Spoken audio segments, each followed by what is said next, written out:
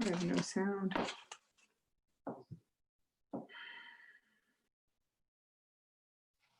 I can hear you, Leslie. It's okay.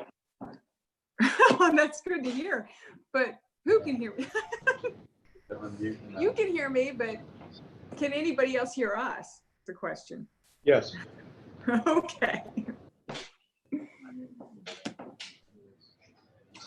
All right, good evening, everybody. I'd like to call this meeting to order. We'll start with the invocation followed by the pledge. Dear Lord, I pray that you guide us always, satisfy the needs that need to be met during this meeting. Strengthen us as we make tough decisions. Father, please guide us so that this meeting can be productive and let us be effective and decisive. We'll have the pledge. Flag, United States of America, to the republic which stands one nation under God, indivisible, with liberty and justice for all. I appreciate everybody's patience. We worked through a few technical difficulties. At this time, we'll do a roll call of the board members for the benefit of those that are unable to see it. Supervisor Lewis. Present. Supervisor Day. Here. Supervisor Ayers. Here. Supervisor McDaniel. Yes. And Chairman Lyons is here. This meeting is being held by electronic means pursuant to the Continuity of Government Ordinance adopted by the board on April 6, 2020.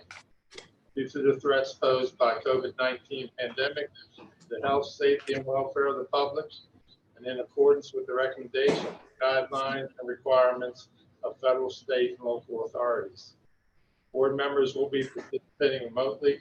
Staff members will be presenting as normal in the Board of Supervisors meeting room at 150 South Main Street in Lexington. And while the room will be open to the public, no more than 10 persons, including staff, will be allowed in the room at a time as per the board's COVID-19 meeting policy. We will hold citizen comments near the beginning of the meeting. Also, there is a public hearing this evening. We'll do our best to take citizen comments remotely. There are two options for citizens to offer comment. One, they can join the Rockford County Board of Supervisors Zoom webinar. The link is available on the county website for you to copy and paste into your browser. Or they can join by telephone.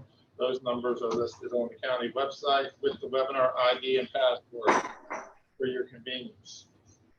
Citizens wishing to simply view the meeting live or after the fact can do so on the Rockford County Board of Supervisors YouTube channel. That's also available on the county website. At this time, we proceed with the meeting. Are there any changes to the agenda? I have none.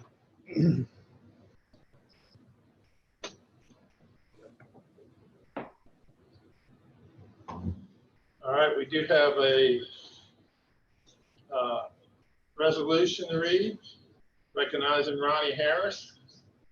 Resolution expressing the appreciation Board of Supervisors of Rockford County to William R. Harris, maintenance drives technician, on the occasion of his retirement after 27 years of dedicated service. Whereas William R. Ronnie Harris began his full-time employment on August 3rd, 1992, fleet services technician. And whereas Mr. Harris has served as a fleet service technician for more than 27 years, and whereas Mr. Harris was very dedicated and loyal employee, performing duties in a professional manner, consistently receiving compliments from the citizens of Rockford County and his co-workers, who he was always willing to assist. And whereas Mr. Harris' duties include the critical assignment of helping to ensure the safe transportation of thousands of students over the course of his career, the timely and effective maintenance of school buses. And whereas Mr. Harris additionally ensured that law enforcement, public safety, regional jail, and administrative staff utilize safe and well-maintained vehicles. And the course of fulfilling their daily duties. And whereas Mr. Harris was a good friend to all he encountered while serving Rockford County. And whereas Mr. Harris is chosen to retire after many years of public service. Now therefore, be it resolved that the Board of Supervisors of Rockford County, Virginia, does hereby express its deep appreciation to Ronnie Harris for his 27 years of dedicated service to the citizens, students, and employees of Rockford County, and offers sincere congratulations and best wishes for a happy, rewarding retirement. Now therefore be it further resolved, the supervisors present this resolution of appreciation for Mr. Harris to serve as a reminder that although he is retiring, he'll always be remembered as a kind, considerate, and loyal individual dedicated to both his position and his family. Adopted second day of June 2020 of the Rockford County Board of Supervisors. We have this tonight, but it needs to be signed by everybody. As soon as you're able to get it inside, it will make sure it gets to Mr. Harris. If I could get a motion to approve the resolution, please. So moved. Do we have a second? Second. Second. Second. Mr. Day, Yes. Mr. Lewis, Aye. Ms. Ayers, Aye. Mr. McDaniel, Yes.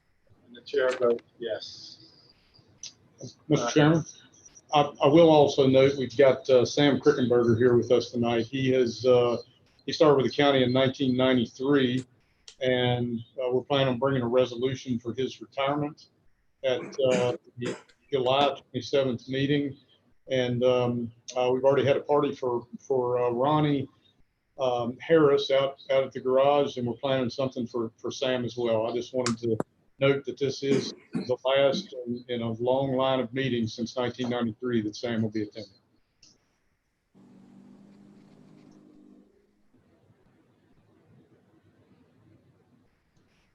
And for those watching, having a little technical difficulty with the chair's computer, so they're working on that now.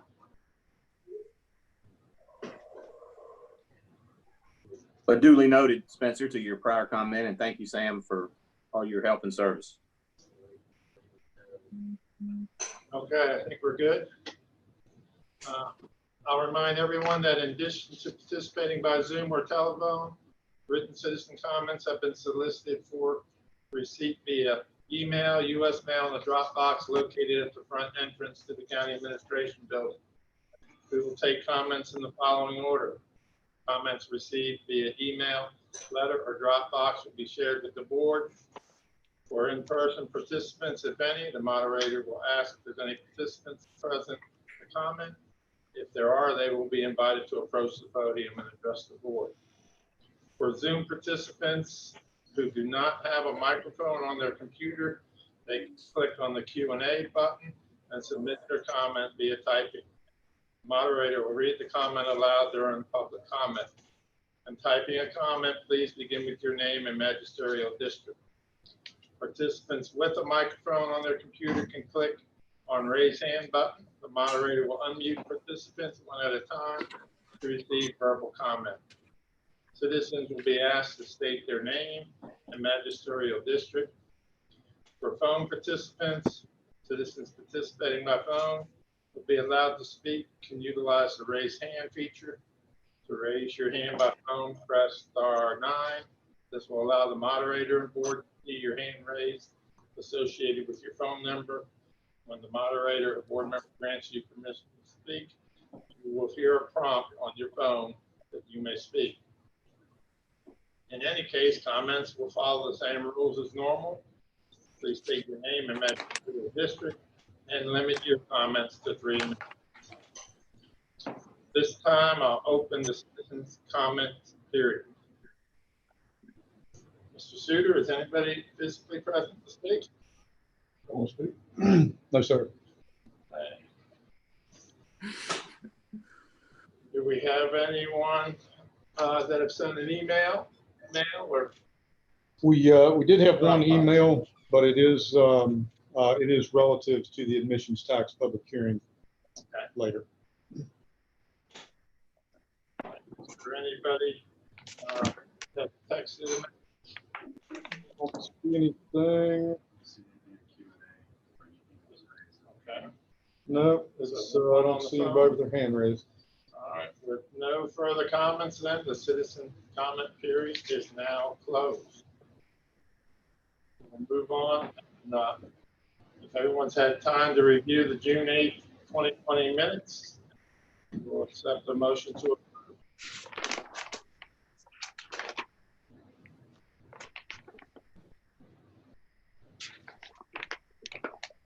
So moved. Do we have a second? Second, Okay. Mr. McDaniel, Yes. Ms. Ayers, yes. Mr. Day, yes, Mr. Lewis, Aye. and the chair votes yes. County closeout of the FY 1920, including appropriation resolutions and payment of bills. Mr. Bolster. We're getting him in now.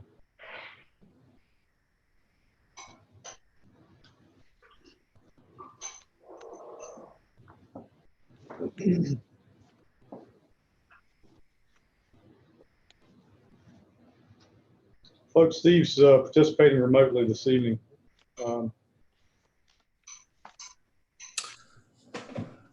Right. Good evening, Mr. Chairman and members of the board. If you go to your board docs package, you'll see there's an appropriation resolution for tonight's meeting. There's only one appropriation, and that's for the county's cost share on the jail. And that's for $209,899 or $889. And that's to cover the May 2020 cost share. And so that'll be the last invoice that we pay for FY 2020. You may recall last week there was an additional appropriation. And so the two for the month of June represent $376,483 in additional appropriations for the county's cost share in FY 2020. Just so you guys know what you all know, what the primary drivers are. The emergency housing budget line for the jail fund was nearly $390,000 over budget. And also the buildings and ground maintenance was over around $96,000. Both of those budget lines are related to expenditures that they don't have much control over in regards to their overall budget. With that, there were 364 invoices totaling $593,165. In reviewing the bills, I took some notes in case there were any questions. My recommendation is to approve the appropriation resolution as presented if there are no questions. Are there any questions for Mr. Bolster?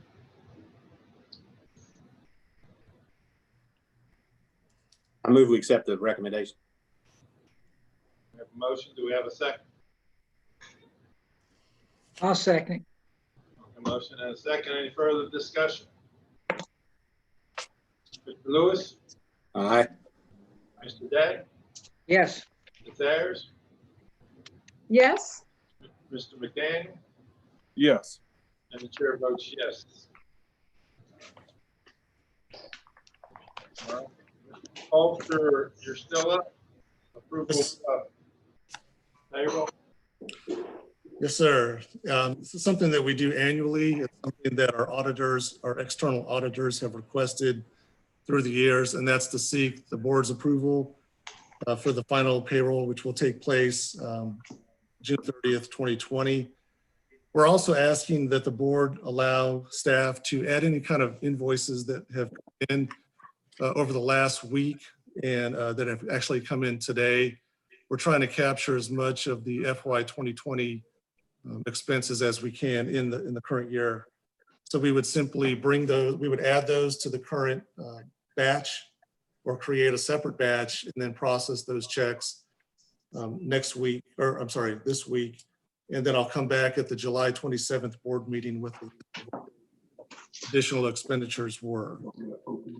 So I'm asking a request to do both the payroll, final payroll, and final APs for FY 2020. Are there any questions? Do you need separate motions or can it all be one? You can do it all in one. I'll make a motion to accept as presented. Okay. Do we have a second?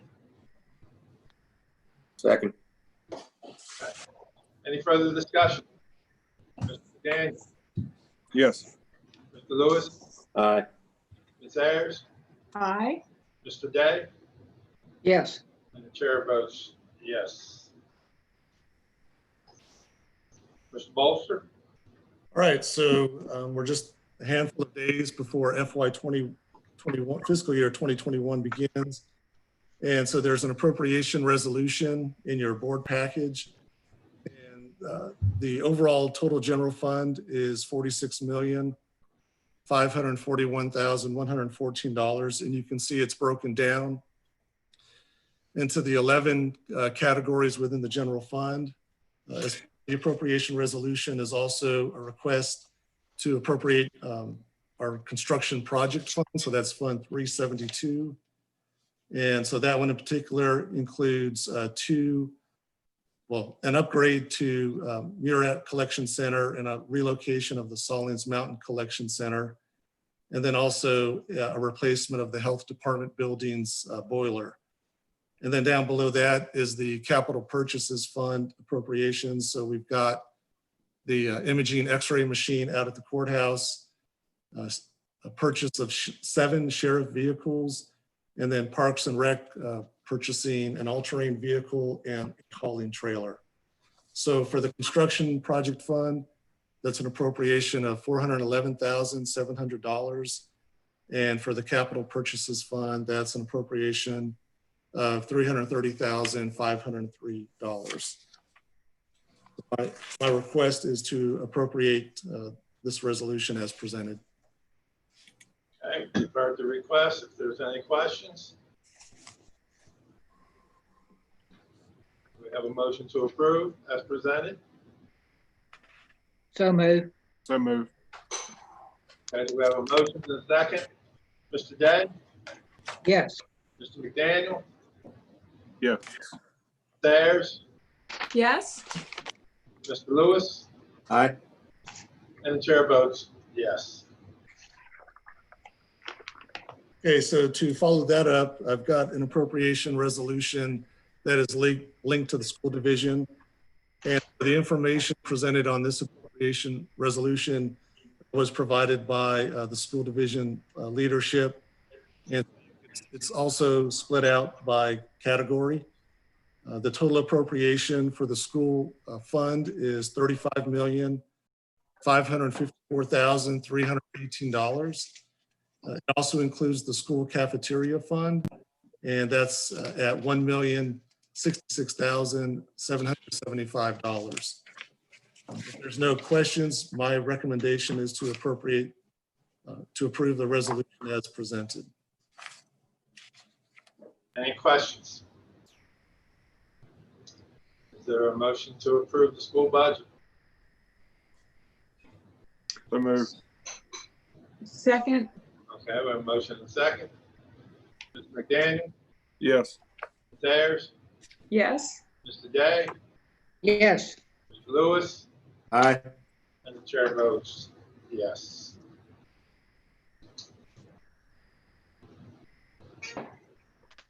All right, we're gonna pause for a second since it's gonna turn 6 o'clock and move to our public hearing.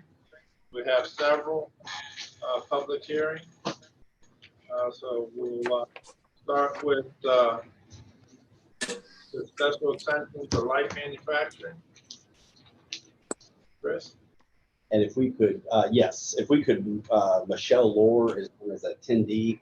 If we could boost her as to a participant, she would be. Michael, I'm sorry, Michael Lohr.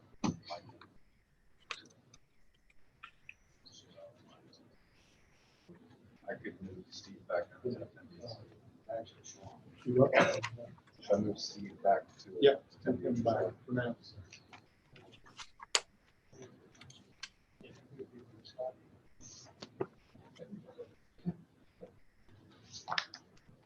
All right, we have a total of 4 public hearings related to the Office of Community Development this evening. The first is Sean and Sandy Woodlore. In attendance tonight as a participant on the lower left-hand corner on my screen is Michael Lohr. Before I turn the presentation over to him, I would like to share my screen and do a brief presentation. Get everyone oriented with the project.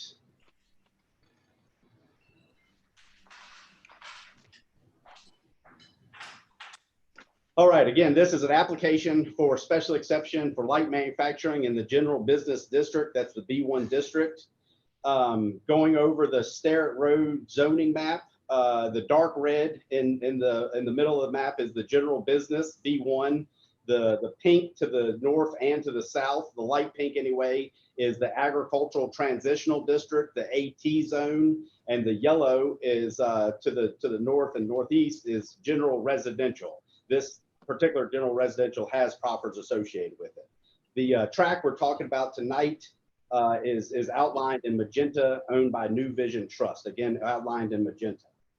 The Woodlore lot itself is a 0.476 acre tract per tax records, again, highlighted in magenta, further identified as 249 Sterrett Road. It's existing general business district, B1 zone.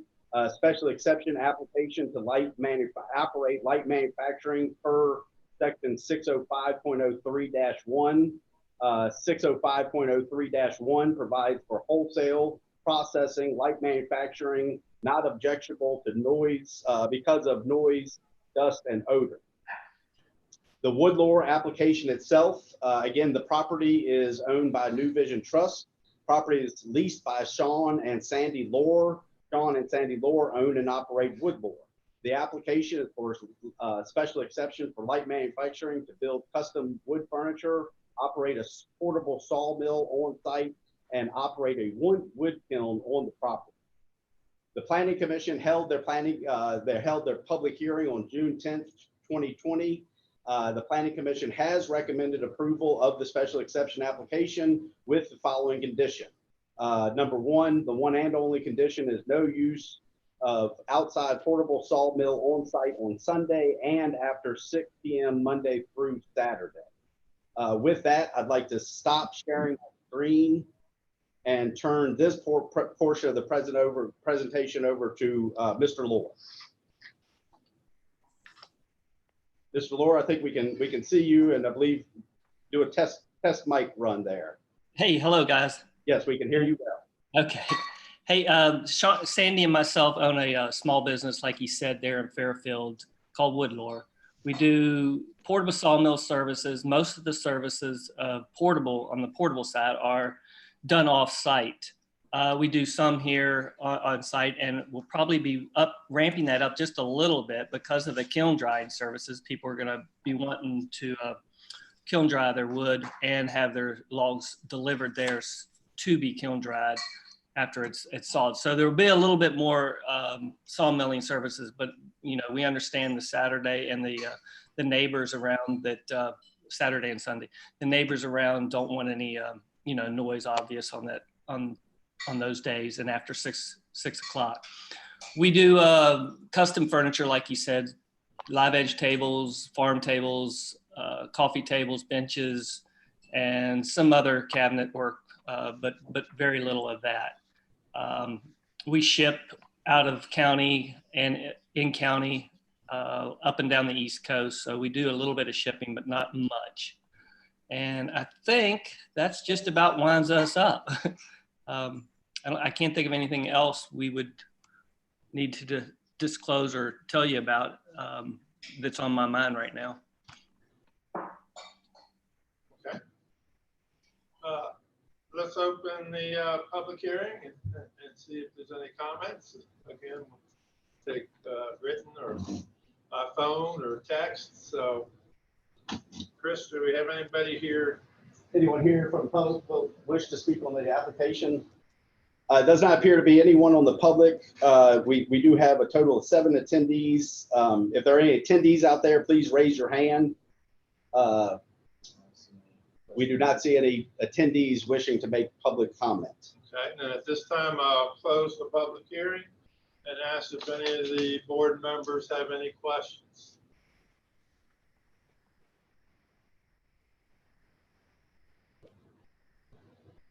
The only question I had, I just wanted to make sure that Mr. Lore was understood. It appeared that the cutoff time would be 6 o'clock Monday through Saturday. I heard him mention Saturday and Sunday. I just want to make sure he was understood that it's 6 o'clock every day.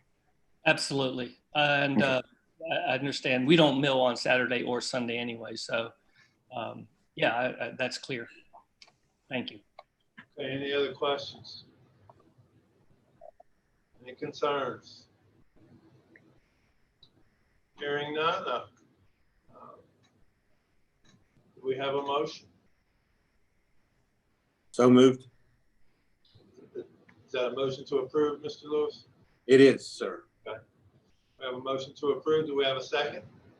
I'll second it. And a second. All right. Any further discussion? Mr. Lewis? Aye. Mr. Day? Yes. Mr. Ayers? Yes. Mr. McDaniel?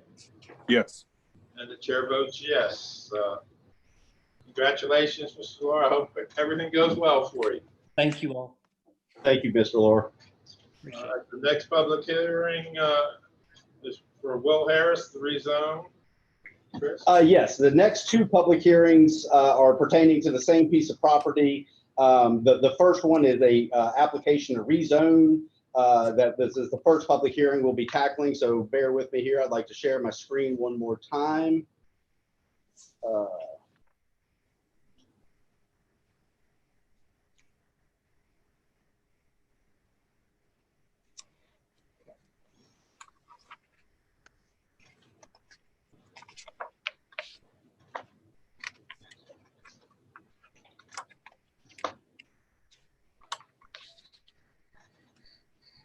All right, the first public hearing we have is an application from Mr. Will Harris of Victoria Development LLC, application for rezoning from general industrial, that's the I-1 district, to agricultural transitional, the AT zoning district.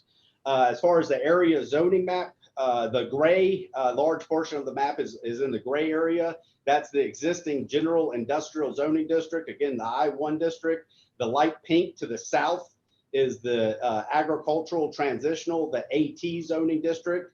And then you have some light green to the east. That's the agricultural and agricultural and limited use district, the A1 zoning district. And the clear area, and I'll go ahead and use my screen pointer here, the green area that's north of this existing yellow line is actually the lands that are within the towns of Goshen. So our zoning does not overlap into the town of Goshen. They have their own processes. Again, the Victoria development tracts are proposed to be rezoned, or at least portions of these tracts are outlined in magenta. Area zoning map continued. The area under consideration is located within Zone A, area within the 100-year flood hazard zone as determined by FEMA and shown on the panel number associated with this area. Rezoning application itself, Will Harris, owner of Victoria Development LLC, has made an application to rezone approximately 37 acres. The area includes portions of tax map numbers 13-3-3, 13-4-3, 13-4-1, and 13-4-1A. Currently, the property is in the general industrial zoning district, I-1. The application to rezone a portion of these properties to AT zoning district in order to develop a campground, which is the very next public hearing we have for the special exception. The area is adjacent to the north to existing agricultural transitional zoning. No proffers are associated with the rezoning. We contemplated proffers at the very beginning of the process, but felt that the special exception, the conditions associated with the special exception application could take care of those concerns. The Planning Commission did take action on this on June 10th to 2020, the Planning Commission held their public hearing, and the Planning Commission has recommended approval of the rezoning application. With that, I'd like to stop sharing the screen and turn it over to Mr. Harris and Mr. Orson to really review the details of the rezoning application, but the nuts and bolts of the campground application and the site plan process for the campground will come at your next public hearing with the special exception. Did y'all have anything to add? You want to do anything? I don't think at this time, Yeah. unless they have questions. Yeah, I think so. We'll hold off on that, on the presentation of the campground, depending on the outcome of this rezoning process. So with that, that's all we have for y'all with the rezoning special exception public hearing. Excuse me, the rezoning public hearing. Okay, that will open the public hearing for the rezoning from an I-1 to an AT. Clayton, we have any? No one here wish to speak. And Stefan, no hands raised or?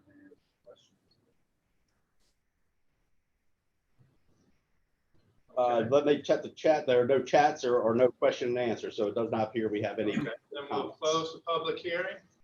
Are there any questions from the board?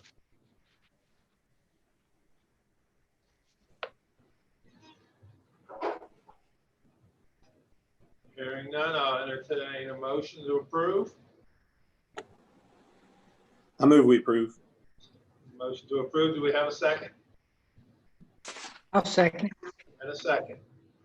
Mr. Lewis? Aye. Mr. Day? Yes. Mr. McDaniel? Yes.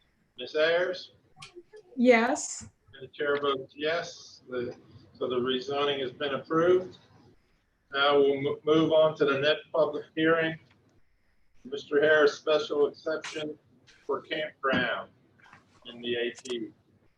So, All right, bear with me here. I'm going to do one more, just a very, very similar presentation, if not identical, but I would like to do it just for the record. Bear with me here. Why am I not seeing the rest of my file there, Stefan? Bear with me here.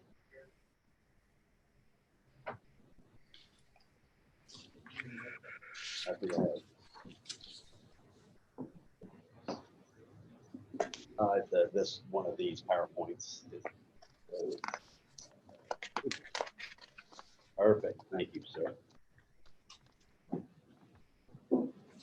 All right, this is the third public hearing for the Office of Community Development. This is a special exception for a campground in the recently rezoned agricultural transitional AT zoning district. Again, very briefly, gray is light industrial, or excuse me, gray is the industrial zoning district. Pink is the agricultural transitional. Light green, agricultural and limited uses district. The clear area is the town of Goshen. Again, the areas in zone A within the 100-year flood hazard plan.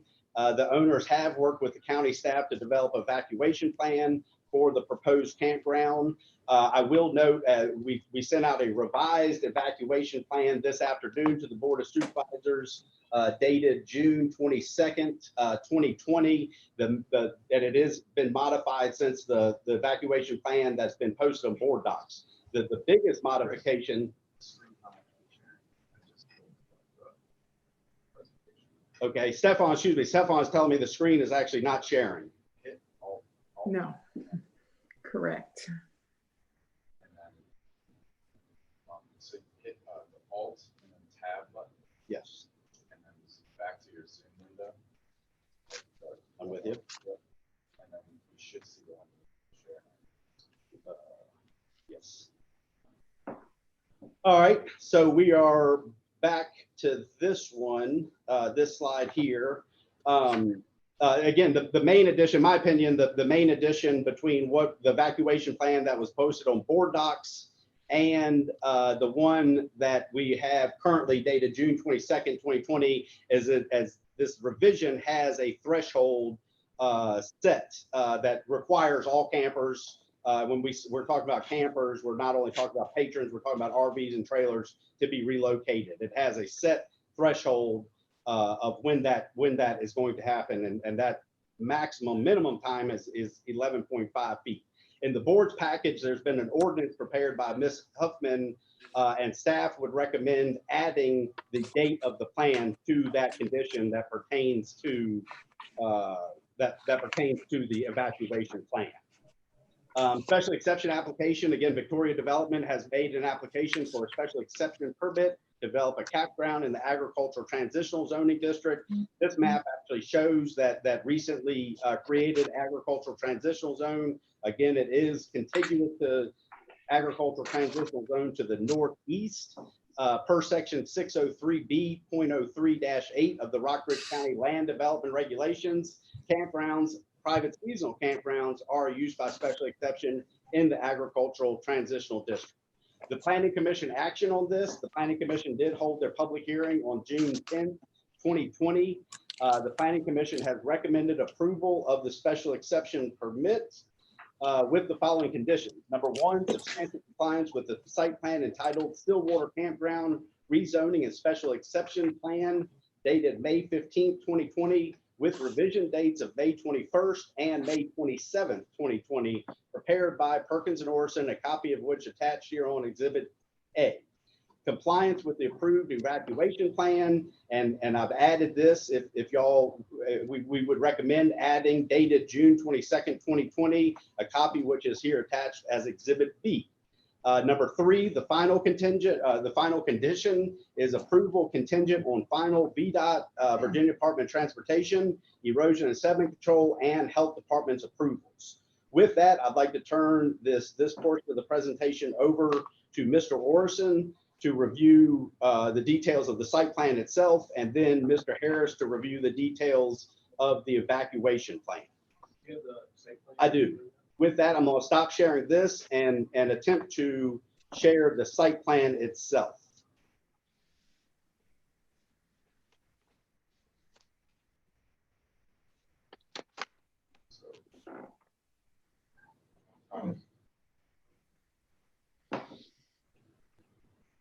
So you can use that alt tab to figure out.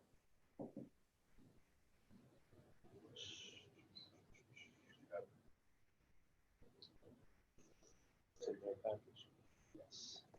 Is that sharing when you were It's sharing? not sharing. Okay. You should now be able to go back to Zoom. I'm with you. Sure. Zoom.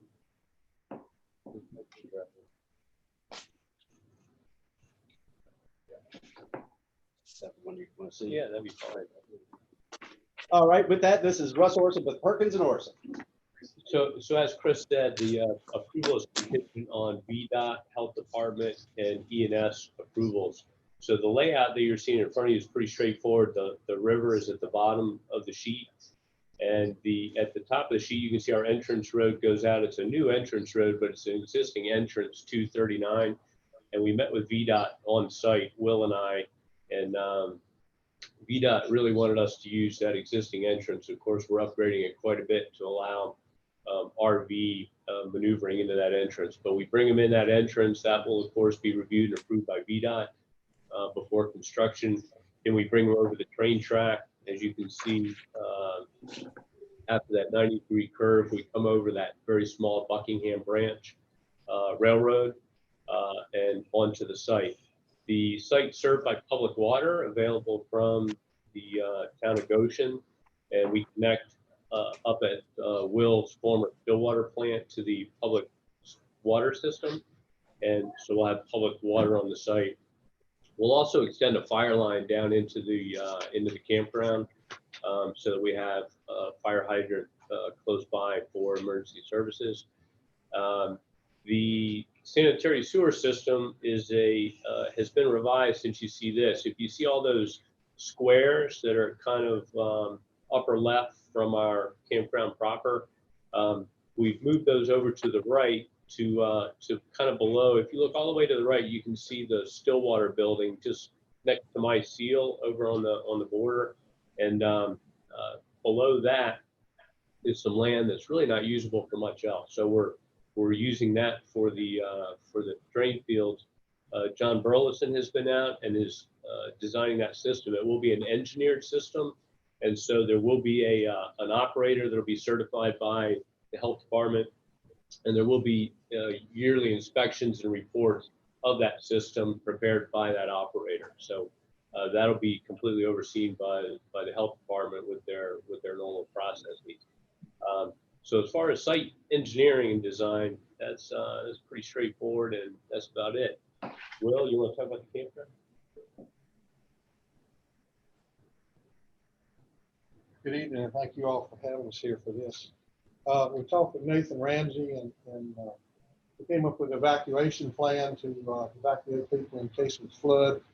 And what we came up with was really something that would incorporate Nathan, my input, and the third party, Mike Jolly, the fire chief in Goshen, to determine if we really do need to evacuate everybody.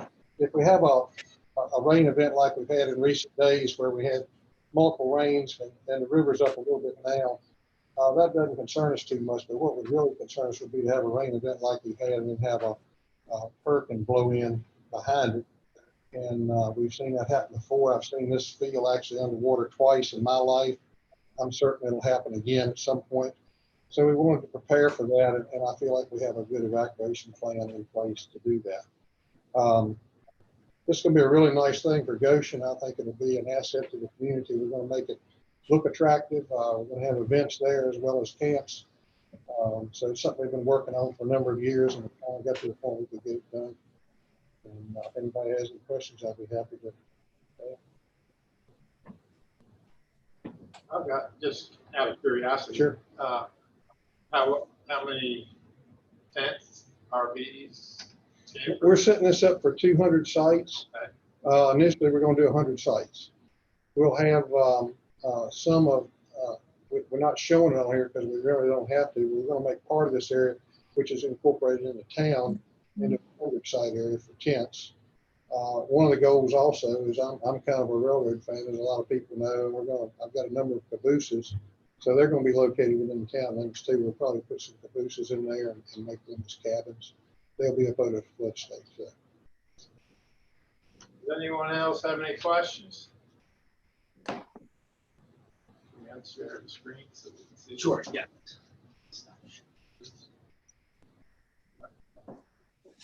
We did get positive feedback from the town of Goshen. We went to them at their normal meeting prior to coming to the planning commission. They were in favor of doing it. I think we had 1 or 2 positive letters at the planning commission level, which was very complimentary of the project. All right, are there any questions? All right, I guess we need to open the public hearing first of all. Chris, do we have anybody? No one here that's wishing to speak. So let's check the question and answer. We do not have any question and answer, and we do not have any hands raised. Is that correct, Stefan? Okay, then we'll close the public hearing. Does anyone have any questions or comments? Mr. Chair, I got one. Oh, we got one comment from Mr. Harris. This really doesn't pertain to the campground at all, but it pertains to Sam. And I know this is Sam's last meeting, I think. Right? And I was on the board when Sam came on early, and I was on the board a number of years and served with him, and it was a pleasure to do so. But I'd just like to thank him and for all the input, all the work he's done for the county over the years, because he really brought us a long way. We didn't have subdivision ordinances. We didn't have hardly anything when we came on board, and it's made a true difference in Rockford County having Sam here. So I'd just like to say thank you. I didn't mean to interrupt the meeting, No, but that's I didn't know when I'd have a chance. No. Share your second opinion. All right, are there any questions, comments, or does anyone want to make a motion? I make a motion we approve based on staff's suggestion of the amended evacuation plan date. Okay, we have a second? I'll second. All right, motion and a second. Mr. Lewis? Aye. Sayers? Aye. Mr. Day? Yes. Mr. McDaniel? Yes. And the chair votes yes. Congratulations, Mr. Harris. We look forward to seeing the finished product. Appreciate you all. Mr. Chairman, if I may add just one comment, this is just a culmination of a long time. I know the change of the land from a former Brownsfield site to a use which still works within a minor flood area is fantastic. And like he said, I think it will be good for the town of Goshen. And we're another thing, a minor thing to broaden that tax base. So thank you. Okay, Chantel, special exemption for a data center. Chris? Yes, bear with me here. I'm gonna close some of this so it might be easier for me to find Chantel. Mr. Russ Orson here is here representing this project. How about that? Would like to just give a very brief overview of the project. This is Chantel Communications LLC has made an application for a public utility in the general business zoning district. Under our definition of public utility, it also includes communication facilities like this, reviewing the zoning map of the area, of course, East Midland Trail here. The property we're discussing is on the north side of Bears Woods Lane. Dark red is general business B1. The white to the north is general agricultural and general use district A2. And of course, the Knuckles property is outlined in magenta. This is a small portion on the south eastern corner. On August 22nd, 2016, the Board of Supervisors approved a communication facility on the southeast corner of the Knuckles track. Even in this current agenda and that previous approval, we had more or less incorrectly titled this a data center. Going through this process, we've learned that that's not a proper term. The proper term is really a communications facility, and the purpose of this building is a repeater station. Again, on Rock Ridge, on August 22nd, 2016, the board approved a data center / communication facility on the southeast corner of the Knuckles track. That is located right here. If you can see my outline of my pointer in this area, the 0.057 acre tract was subdivided off of the Knuckles farm and sold to Chantel Communications LLC. The special exception application, Chantel has made an application for the special exception permit to expand the existing communications facility as a public utility in the general business B1 zoning district per section 605.03-10. Public utilities as defined are used by special exception in the general business B1 zoning district. Current plans include a 8,450 square foot parcel to be subdivided off of the Knuckles track with a 560 square foot communication facility. This would be a separate standalone facility, and a current plan is a separate standalone facility, not an addition of the existing footprint of the existing building there on the track. Planning Commission action. The Planning Commission did hold their public hearing on June 10th, 2020. The Planning Commission has recommended approval of the special exception application with the following condition. Number one, with the following condition, the one and only condition proposed is substantial compliance with site plan prepared by Perkins and Orson dated May 11th, 2020. With that, I'd like to turn the presentation over to Russ Orson with Perkins and Orson, and I'm going to attempt to share the site plan that is in your package.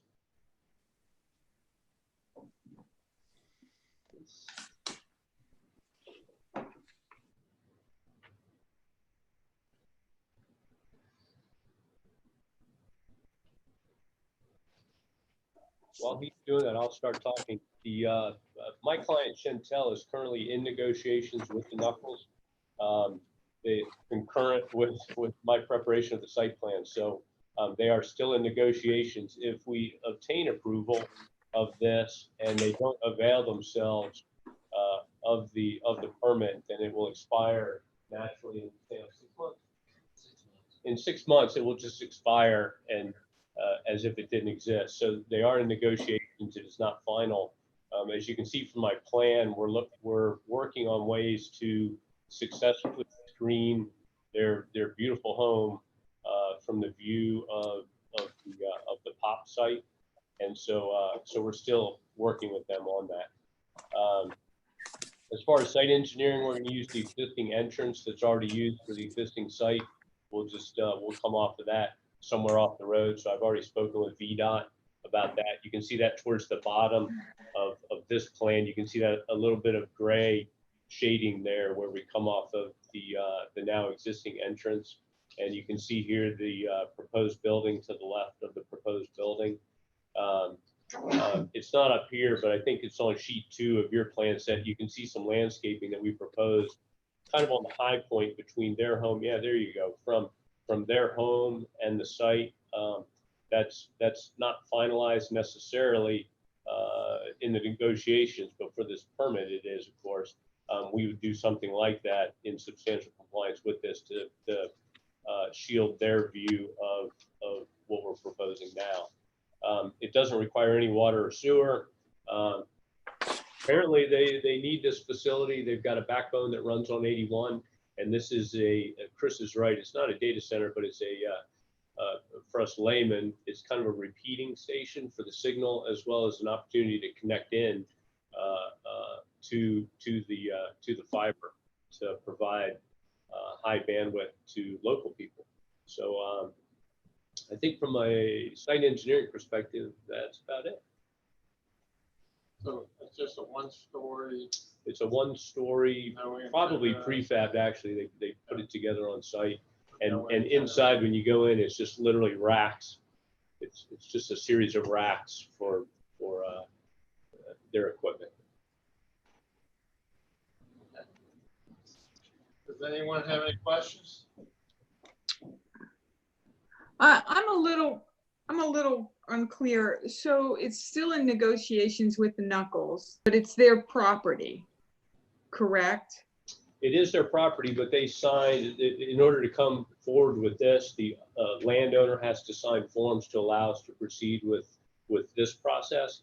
And so as part of that, we had to submit, they have signed off, allowing us to move forward with this application on their property. And either the negotiations will work out or they won't. Okay, so the screening, they're working out the screening between the house and the facility. Is there any screening proposed for the road or no? No, there's an existing fence row that we're not going to take out. I don't know if you've been by there, but it's just a typical cedar fence row. And we are going to leave that in place, largely in place or completely in place, just because we have no desire to take it out. But there's no proposed plantings along the road. Right, but those screenings could be part of the landscape plan. It could be, and okay. Certainly an appropriate condition. We're not going to take that out, but an appropriate condition could be if we had to take it out for some reason involving the site, that we would replace it with evergreens or something. Would certainly be an appropriate condition. I think that's a reasonable, whatever's good for the house should also be suitable, I would say, for the road, the road frontage. And I'm a lover of the cedars, so I'm happy with that personally. But if they were taken out, I would hope that there would be something in place where it would be replaced by, additional screening. Yeah, we won't take those out, but we'd be happy if you wanted to put a condition on there. We'd be happy to do that. That's okay. Perfectly reasonable.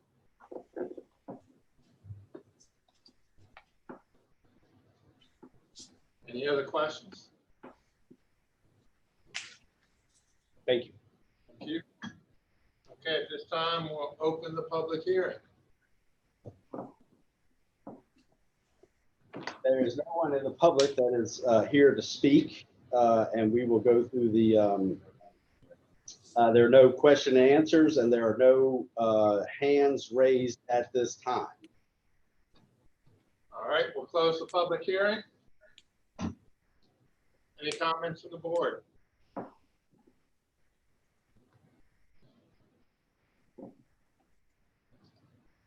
Do we have a motion from any of the board members? I'll make a motion to approve as presented. Do we have a second? I'll second. A second. Ms. McDaniel? Yes. Ms. Ayers? Yes. Mr. Day? Yes. Mr. Lewis? I think you're muted, Mr. Lewis. Aye. And the chair votes yes. Mr. Chairman, can I make will my earlier comments be part of that, or should I make that as part of the, my motion? I believe it should have probably been part of the motion. Can we, what would we have to do, Ms. Huffman? Make a motion to reconsider. Okay. If you want to make a motion to reconsider and add the, I don't know, that the Trees, place trees that. any trees that are taken out have to be replaced along the road. I would like to, forgive me, gentlemen, for not including that and making a motion to include the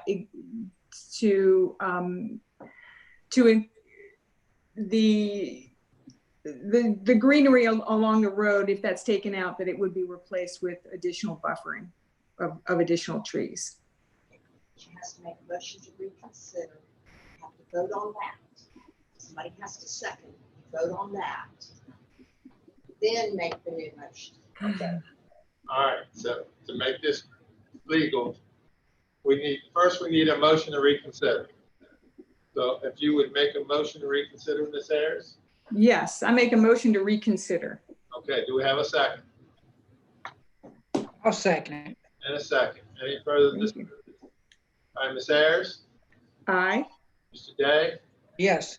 Mr. McDaniel? Yes. Mr. Lewis? Aye. The chair votes yes. So we're going to reconsider and we're going to add, Ms. Ayers, your motion to include the buffer, the cedars as the existing greenery as buffer, and if they're taken out, that they will be replaced. Okay. Do we have a second?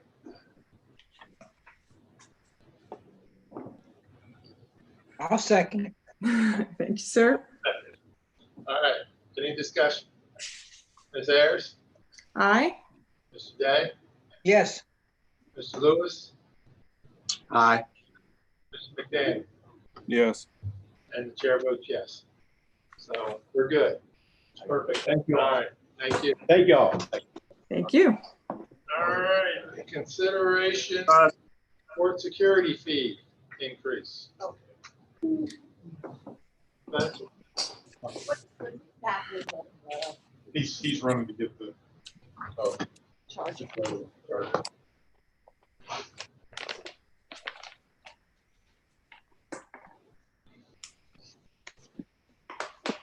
Members of the board, I have on your agenda for public hearing an ordinance to increase the courthouse security and courtroom security fees. The 2020 legislative session approved a bill to authorize an increase in those fees from $10 to $20. They would be charged by the clerk of court on any conviction for a traffic or criminal case.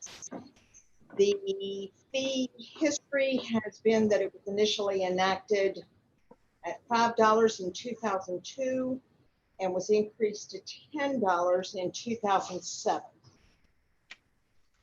The enabling statute allows let's see, I covered that, I'm sorry. The money is collected by the clerk and remitted to the county treasurer, and that money is held in an account specifically for appropriation by the board to the sheriff's office. The assessment may be used solely for funding courthouse security personnel, and if requested by the sheriff, equipment and other personal property used in connection with courthouse security. Tony McFadden had submitted a request for the board to consider this, noting that a fair amount of the security system equipment in the courthouse was becoming outdated and unserviceable, requiring replacement.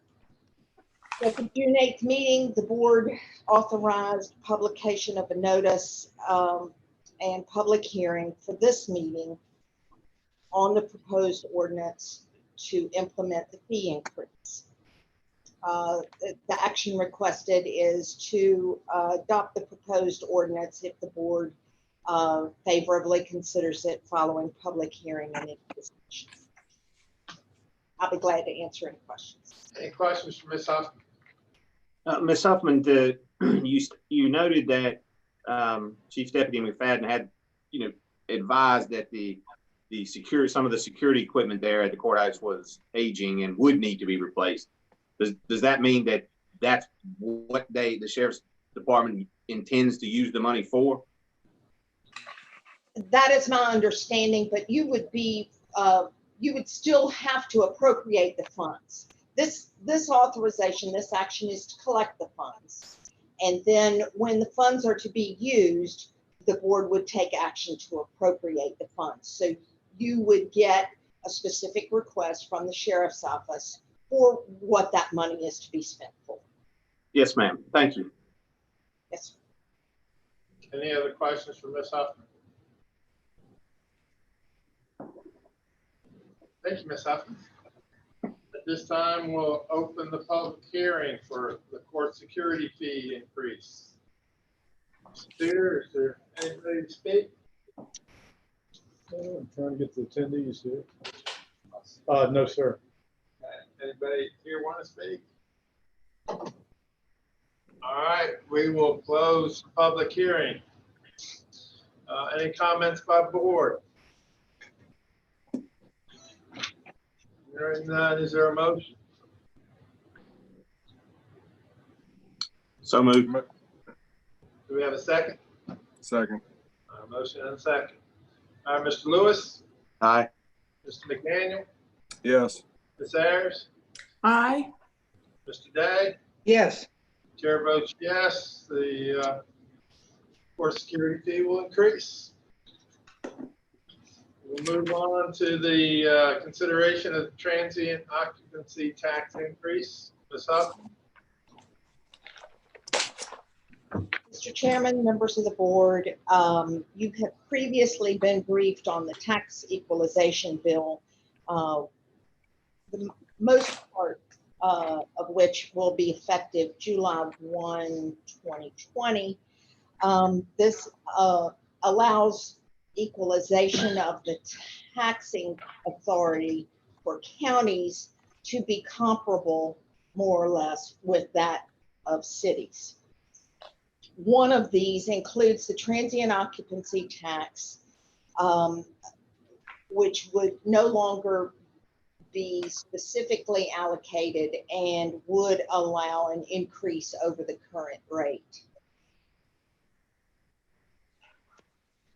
Currently, the county imposes 7%. The first 2% goes to the general fund. The next 3% must be spent on tourism. And the next 2% after that is applied to the forced center debt. Any increase over the 7% would not be restricted and would be placed in the general fund. The Finance Committee recommended considering imposing this 3% increase in the transient occupancy tax, and the board authorized notice of public hearing for this meeting. The ordinance, the proposed ordinance for the 3% increase is attached. The tax is collected from customers by the hotel, motel, or travel campground owners and held in trust and remitted to the county with returns filed with Commissioner of Revenue. And the proposed ordinance is to be effective August 1st. To allow some time for implementation. Per Fiscal Services Director Bolster, a 1% transient occupancy tax levy would generate approximately $237,500 in fiscal year 2021. However, with a downward adjustment due to the COVID-19 impact, the estimate is $166,250 per 1% imposed. I'll be glad to answer any questions. Are there any questions for Ms. Huff?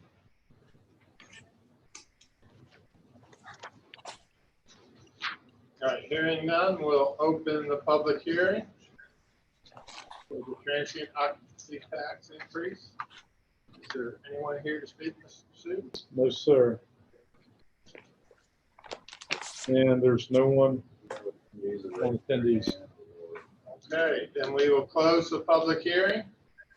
Any comments from the board? I just have one question. The 2% currently that's going towards the Virginia Horse Center Foundation, how long is that? How long would that be allocated as such? That is a statutory allocation. So as long as it's imposed, that's where it goes.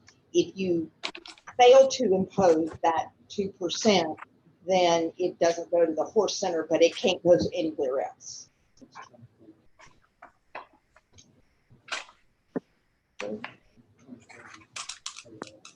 Even with the state authorizing an increase from 7 to 10%. That's correct. The state has not put a cap on the authorized increase, but it has to be over and above what is already being imposed. So if you were to eliminate the 2% for the horse center, you could impose, I believe, I haven't looked at it specifically for this purpose, but I believe that you could impose additional tax for the general fund, but not with regard to the 3% for tourism. That would have to go to tourism before you could impose any addition.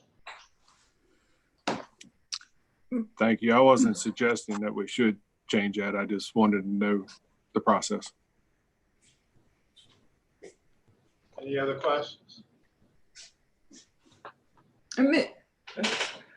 Ms. Huffman, I was under the impression that the 2%, we can't decide not to give the horse center to, I mean, not, and I wouldn't, I'm not suggesting, I didn't realize that was in our power, even if we would.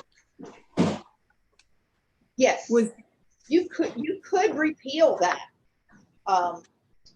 tax. I thought that was by the state. Okay. Well, the state authorizes the locality to impose it. So if you impose it, it has to, that 2% has to go to the horse center.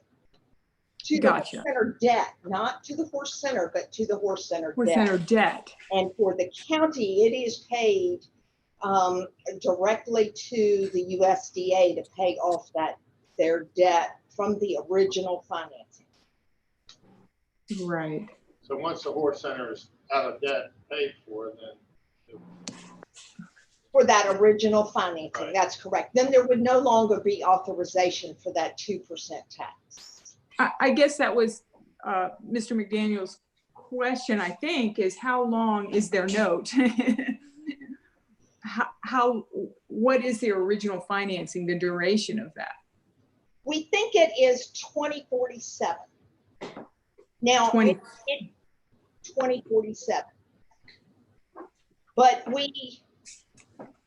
it does include refinancing of that original debt. The tax that's imposed can include a refinancing of the original debt. But not an increase. I'm sorry? But not an increase of the original debt. That's correct. Okay.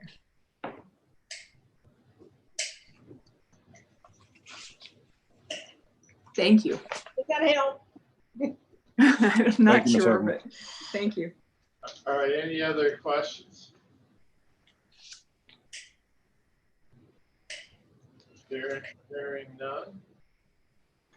Do we have a motion?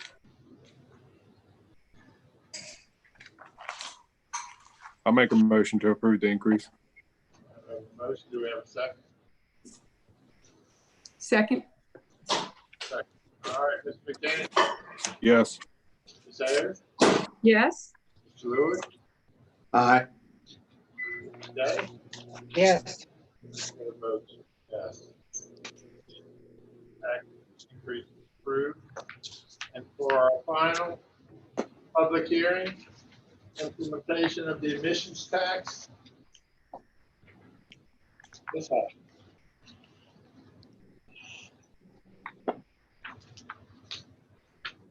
This report is a little more expensive than some of the others. This is a brand new tax for Rockford County. In the past, only cities have been generally authorized to adopt an admissions tax. Specified counties have had authority, but not general authority. The new bill that was adopted effective July 1, 2020, gave authority to impose this tax not to exceed 10% of an admission charge. At the June 8th board meeting, the Finance Committee recommended consideration of imposing the admissions tax, and the board authorized notice and public hearing for this June 22nd meeting. The classifications are listed in the report. If you have questions, I won't read through them, but if you have questions, I'll be glad to try and answer them.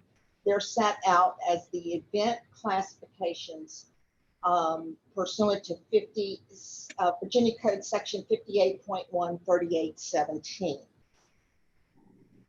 Those classifications mean that you have the authority to impose different rates for the different classes of events falling within those specified categories, but not to exceed 10%. The proposed ordinance to impose the admissions tax is included on your agenda.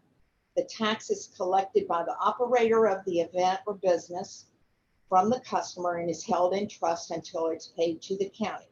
Returns are filed with the Commissioner of Revenue. Determinations as to whether or not the tax applies to a specific event or series of events or business is within the purview of the Commissioner of Revenue. However, generally speaking, the tax would not be imposed on the purchase of a meal, for example. It would only be imposed where there is an admission charge to enter some type of event or business exhibition occasion. The ordinance itself lists a series of examples in Section 25-242 of the types of events or occasions that it might apply to. The Commissioner of Revenues indicated that he will make predeterminations for those who have questions about whether or not the tax would apply to their specific situation. This would just involve contacting his office and completing an application. Mr. Weitzel is still here and available to answer any questions that you might have for him. I would like to note, since the prior draft was submitted to the board on June 8th, there has been removal of the proposed exemption for the school-sponsored events. Apparently, that was not supposed to be included. I was not aware of it, and it was included in the initial draft. In section 24-242, where the examples of the types of events that this would apply to, we've added horse shows to horse races as an example, keeping in mind that that still only applies if an admission charge is imposed on a customer to begin with. The tax doesn't apply unless there's an admission charge. And finally, I made some modifications to section 25-243D to ensure that the returns are filed with the Commissioner of Revenue's office once the funds have been collected and generated and remitted to the county. Your fiscal impact, you have some examples in the report submitted by Fiscal Services Director Bolster of some charges by certain businesses or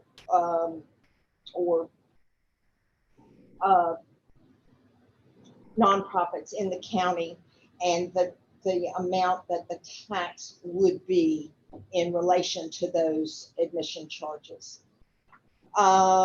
This is a public hearing, and I'll answer any questions you might have, or I'll try. Any questions for Ms. Huffman?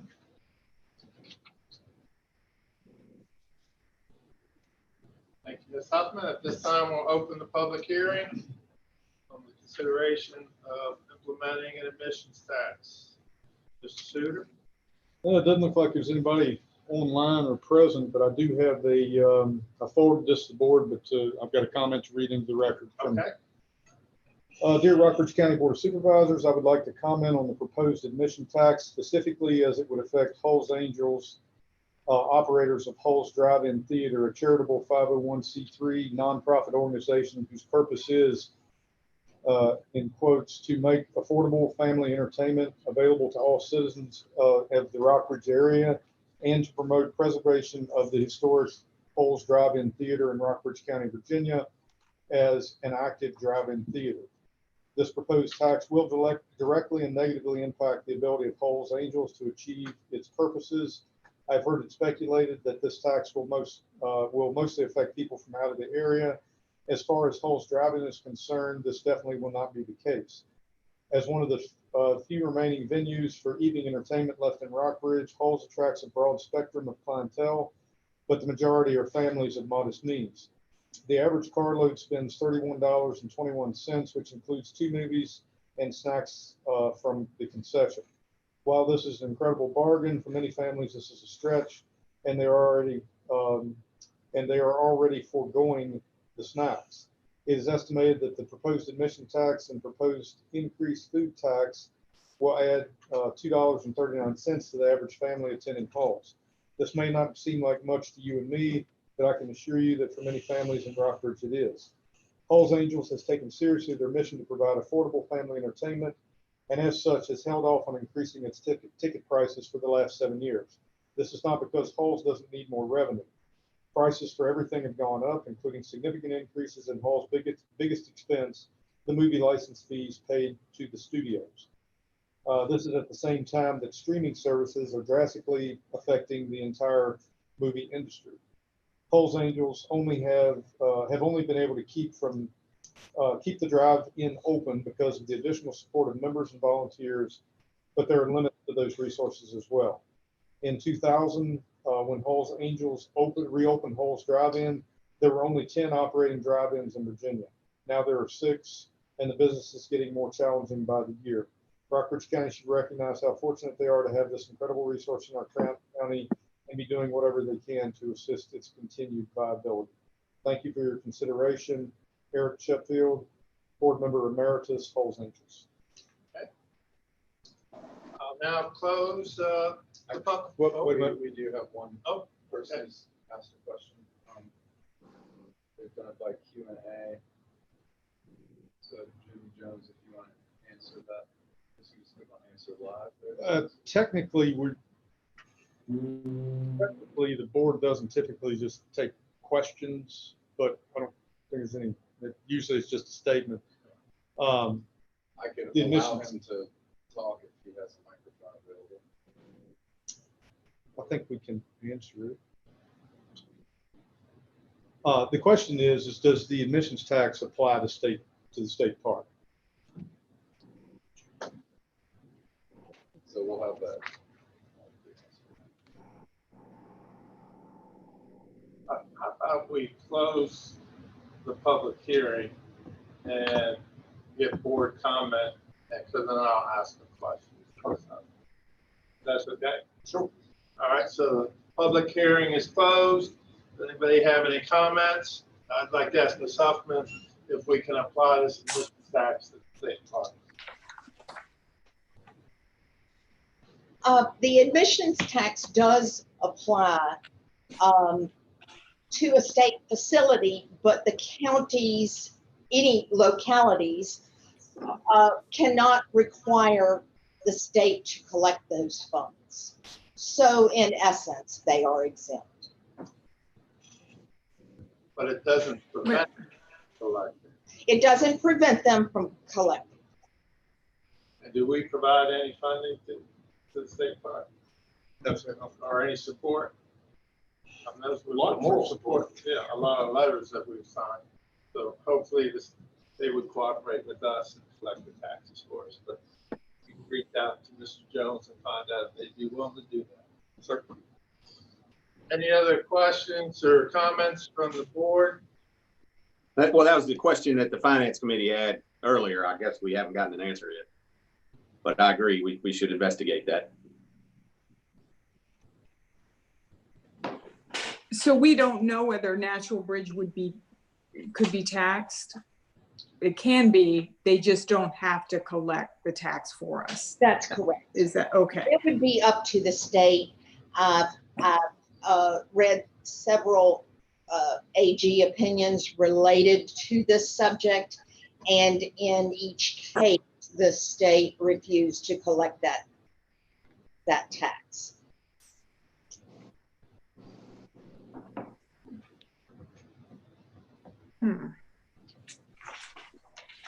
Ms. Huffman, could you expand on the removal of the exemption for school-sponsored events?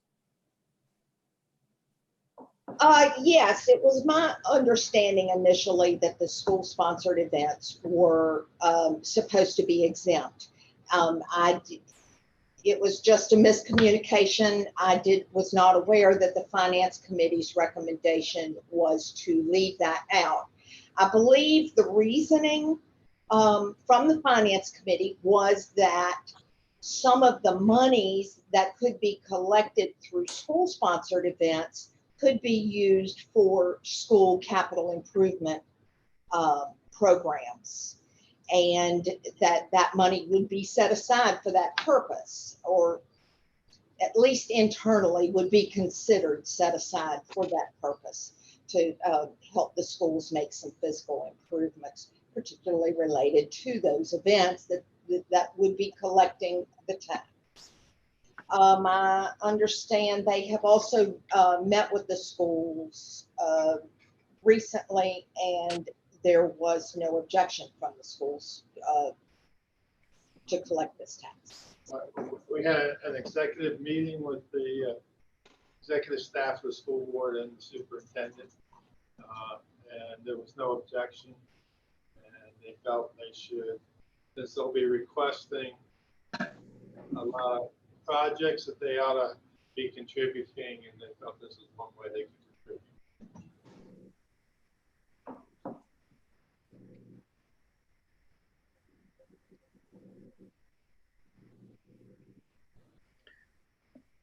So is here one question. So what I understood that Mr. Weitzel had discretion in what organizations were taxed. Is that what I understood? Well, I'm not sure I would put it as he has discretion, but it is within his responsibility to determine whether or not that tax applies to the factual situation that might exist.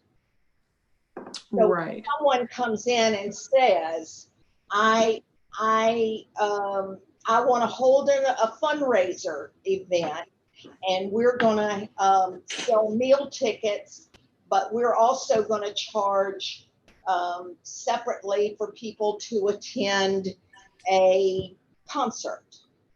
Mm-hmm. And we want to know whether or not we need to collect this tax. The Commissioner of Revenue would be the one to make that determination. And based on discussions so far, without having the facts, being more specific to make a more specific determination, the tax would not be collected on the purchase of a meal ticket for a fundraiser, but it would be to attend as an admission to a concert. I guess what I'm getting at is for our nonprofits, that situation that Eric highlighted was our nonprofits are doing everything they can to support Rockbridge County, and they're not making any money off of it. So we're then adding we're asking for them to collect a tax that now they have to manage. So it's more for them, more work for them. But secondly, it raises their prices. And yet these are the same organizations that I hope we help. I'm just wondering if there isn't any way to exempt our nonprofits from these things. There is certainly the ability to exempt proceeds raised by nonprofits that are used strictly for charity or their charitable. Exactly. That is a potential exemption. It was not requested at the time the draft was prepared. Okay. Question. Yes, sir. Have we ever financially supported Hells Angels in the past? I can't answer that question. Mr. Suter's going to come up. And I'm going to say what she said. I'm not sure. In the past 8 years, I don't believe that we have. Mr. Bolster might be able to chime in on that. I'm trying to see if he's, yeah, let's see if Mr. Bolster can recall that. Have they ever requested? Mr. Bolster says he's not aware of any contributions to Hulse Drive-In, and I'm not aware of any requests. My guess would be back when they were getting started, they may have, they're back in the early 2000s, there may have been some requests, but I don't know the answer to that question, sorry. I guess what I'm getting at is if we find that there's some unintended intended consequences to passing this, that we have we can figure out a way to relieve those organizations. And it sounds like similar to what we might be doing with the schools, we could earmark that money and support them in a different way. Am I correct with that assumption? You are correct in the latter part of that, but you've actually made two separate points. One is if you impose the tax and you don't exempt them, then they have to pay the tax. Right. There's no latitude to just decide to not tax or not require them to collect the tax. You would have to make the exemption for that class of businesses. Okay.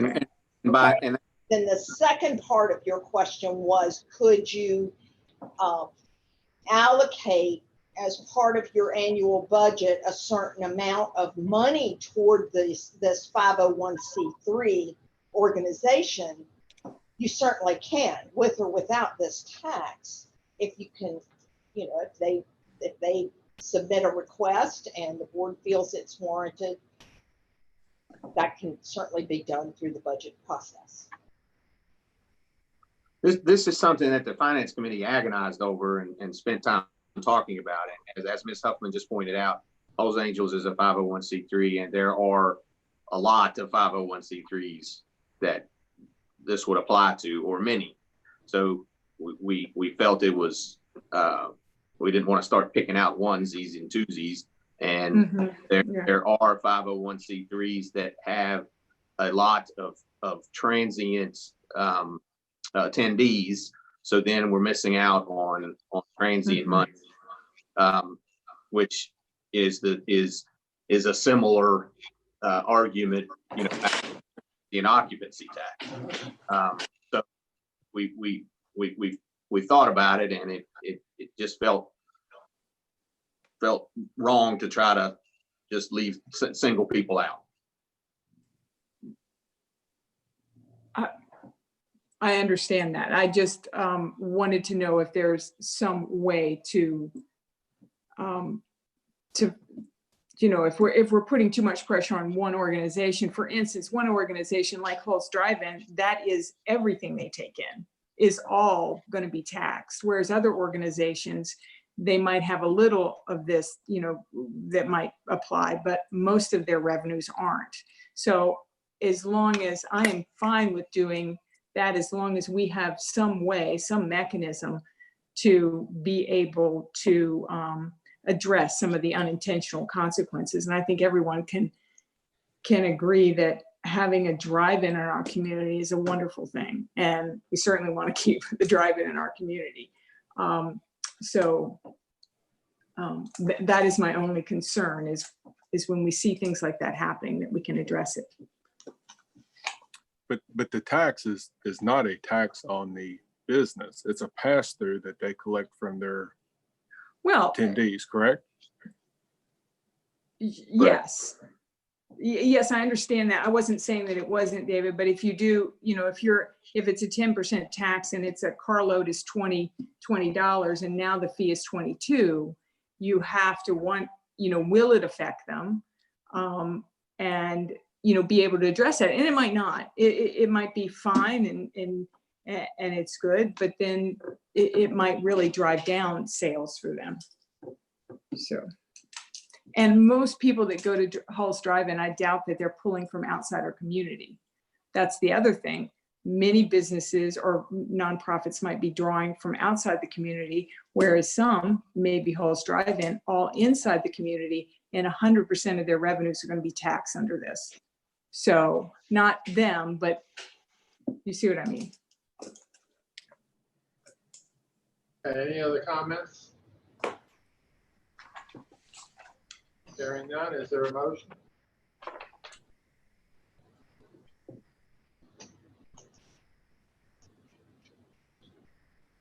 I move we approve it. Motion to approve. Do we have a second? Second. I have a second. Any further discussion? Lewis? Aye. McDaniel? Yes. Ms. Ayers? Yes. Mr. Day? Yes. And the chair votes yes. The additional tax is approved. All right, that concludes our public hearings. We'll go back to the agenda where we left off. Mr. Bolster, are you with us?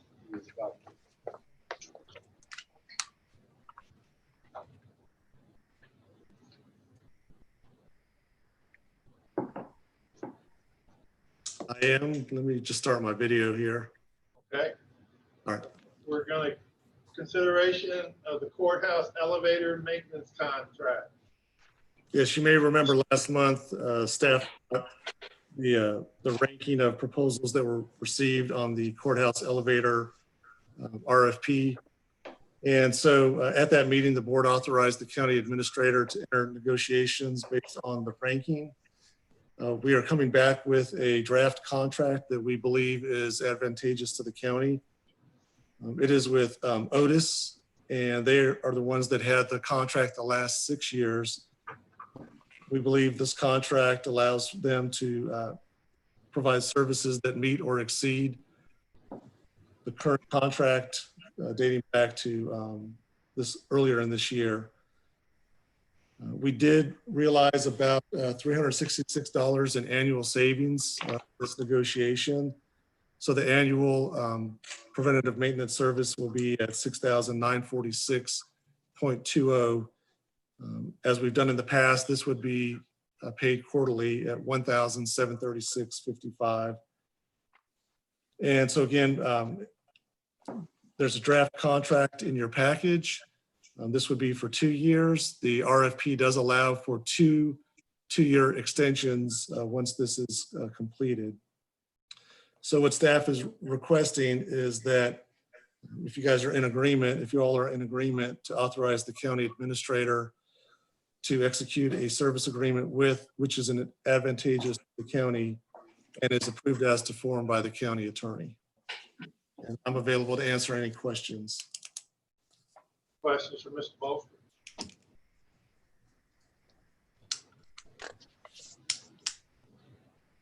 Hearing none, do I hear a motion? So moved. Motion to approve, do we hear a second? We have a motion and a second. Mr. McDaniel, Yes. Mr. Lewis, Aye. Ms. Ayers, Yes. Mr. Day, Yes. and chair votes yes. Move on to the consideration of the courthouse HVAC maintenance contract. Mr. Bolford. Yes, this is very similar to the elevator one I just completed or just completed. And so last month we brought the ranking of 3 proposals that came in for the HVAC maintenance service agreement for the courthouse. Number 1 was Riddleberger Brothers. They were the firm that had it the last 6 years. You authorized the county administrator to enter into negotiations. And we are coming back with what we believe is a reasonable and advantageous draft contract for the county. You can see in the board package, there is no change in the previous annual cost for PM. It's at $20,532 annually, which we would pay quarterly at $5,133. Again, as I mentioned earlier, it's in the elevator contract. It's an initial term of 2 years, and the RFP allows for 2 two-year extensions on the contract. We have the service agreement in your board package, and we're asking the board to, if you're in agreement, to authorize the county administrator to execute a service agreement which is advantageous to the county and is approved as to form by the county attorney. Any questions on the HVAC service contract? Hearing none, is there a motion to approve? So moved. Do we have a second? Second. All right, motion and a second. Mr. McDaniel, Yes. Mr. Lewis, Aye. Stairs, Yes. Mr. Day, Yes. and the chair votes yes. Consideration of approval of resolution to extend the contract with A. Morton Thomas and Associates. Yeah. For- Yes, the AMT's done our major ENS and stormwater reviews for 4 years now, since 2016. We've been very happy with their service. We'd like to extend them for another 2 years. And the extension is in your board package there. It includes no rate increase, and the rates are shown on attachment 2. Okay. Any questions for Mr. Suter?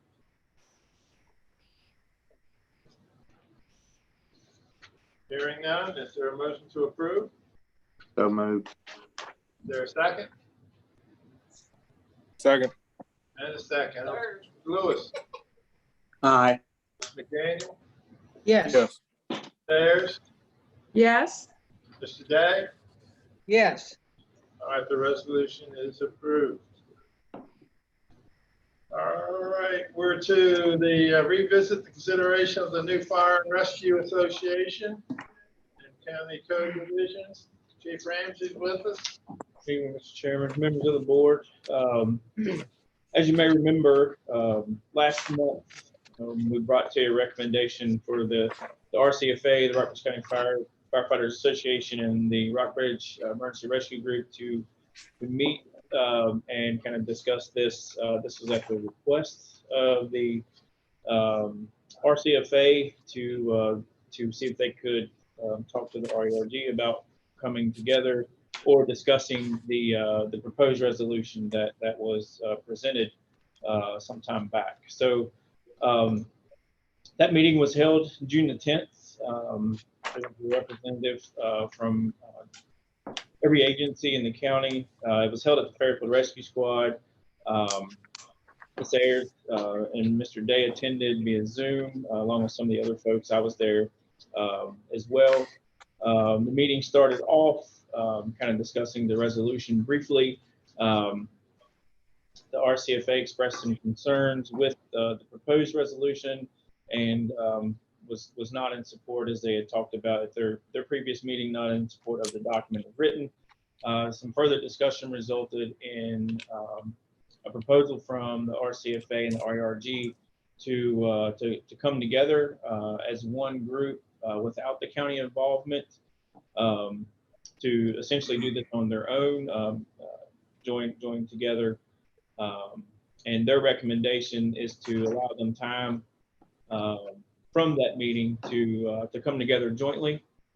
There was a couple of questions posed by Ms. Ayers to the group as to why that they wanted to do this, and ultimately it was kind of there was a couple of folks that spoke there that they want to remain independent from the county, where essentially the county wouldn't have the control over this group. The RCFA at that particular time made a motion at that meeting, and it passed to do so, to work together with the RERG. A motion was made at the June 10th meeting for the RERG to do the same. It did not pass at that particular meeting. They wanted to meet with their group, with just the RERG, which that meeting was subsequently held on June 17th. And at that particular meeting, they voted to come together with the RCFA as well, and to work together. At this time, there's not a time frame or name of the group. A couple of items that were discussed between the two so far is that they would keep their separate checking accounts moving forward, as they wouldn't intermix any of the current funding that they have or moving forward. And that's not set in stone, but that was just some ideas that was thrown out there. And again, the time frame has not been set at this point for these two groups to join. I've discussed with Mr. Peter, I know it from Mr. Day and Ms. Ayers, that we recommend. We think that if they can come together as one, to merge together, to have regularly scheduled meetings, it kind of meets the intent of what we're moving forward to do anyway. So that's the first item. Would you want to discuss that first? We kind of have two considerations on this agenda. I think so. Okay. Okay. Comment from the board? I would like to make just a few clarifications.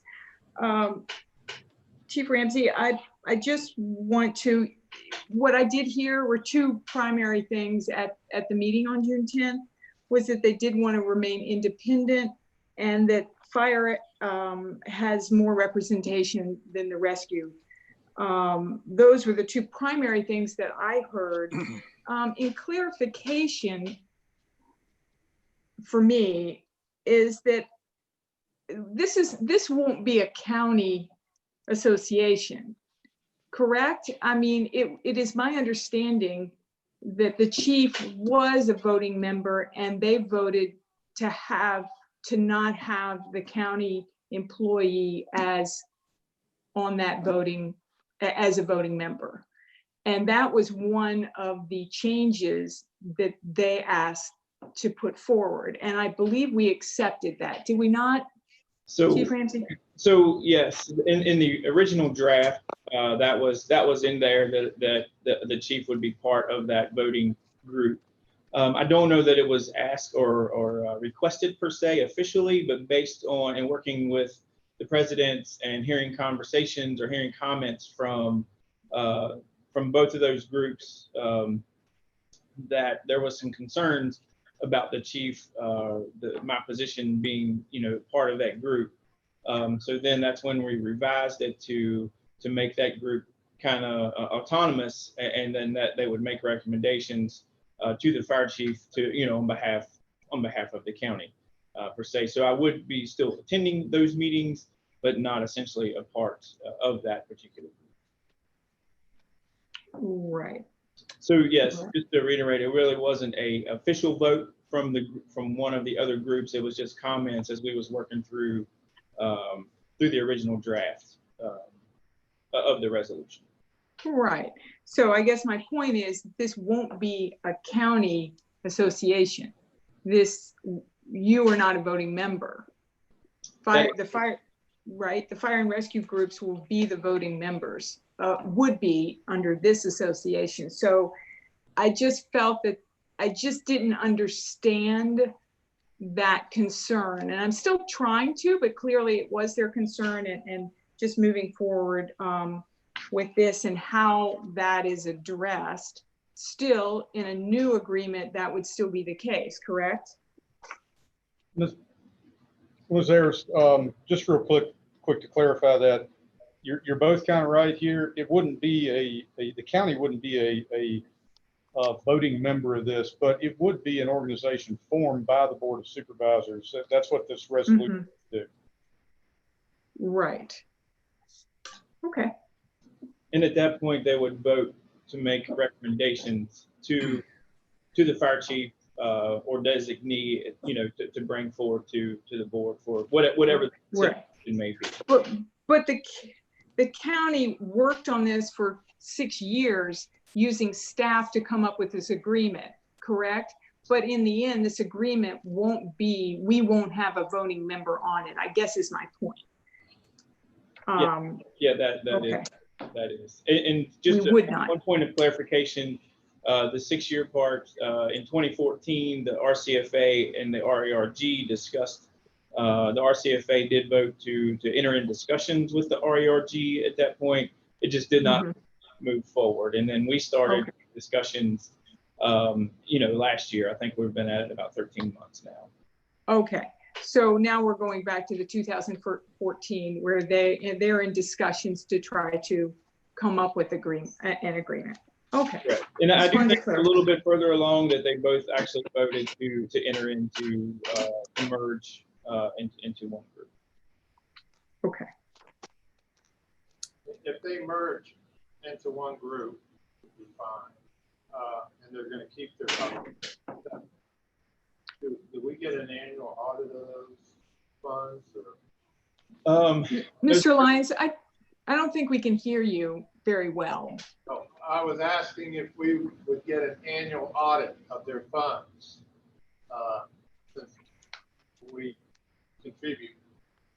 Certainly we can do that. So we haven't done that of the RERG or the RCFA since I've been here in 2016. To my knowledge, it hasn't been done with our current, but we do have the mechanism to do that through Robertson Farmer Cox, just like we would do. I'm saying before you combine two groups, we better make sure the finances are clean. I'm not accusing or saying that they're not, but that kind of protects everybody. Sure. But so we're not requiring audits of these organizations now? No, ma'am, it hasn't been done. I've been here, and I'm pretty sure I didn't ask Chief Reese or Chief Wilmer, but I'm pretty sure it hasn't. It may have been done early on, but that's something that hasn't been done since I've been here. You're referencing the two organizations, correct? Because we do receive audits from the individual fire departments and rescue squad agencies, correct? That's correct. Yeah, we do that on an annual basis. But those two, and since I've been here, the RERG and the Fire Association, there's not been a required audit by the county for those two groups. It's not to say that they don't conduct their own audit. I'm just not sure of that. But we do give money to these two groups, Correct. Separately from the other fire and rescue, correct? Correct. Yes, ma'am. So why wouldn't they be under the same audit requirements that organizations are under? Just a question. in general, aren't all of our organizations under those? They weren't ever specifically included in the board's request. It was just the county volunteer fire and EMS departments was included when the board originally required an audit, and also the board in that funded the audits. So we did an RFP for audit services, and the board funds those audits. But the RERG and the Fire Association were not included in that at the time.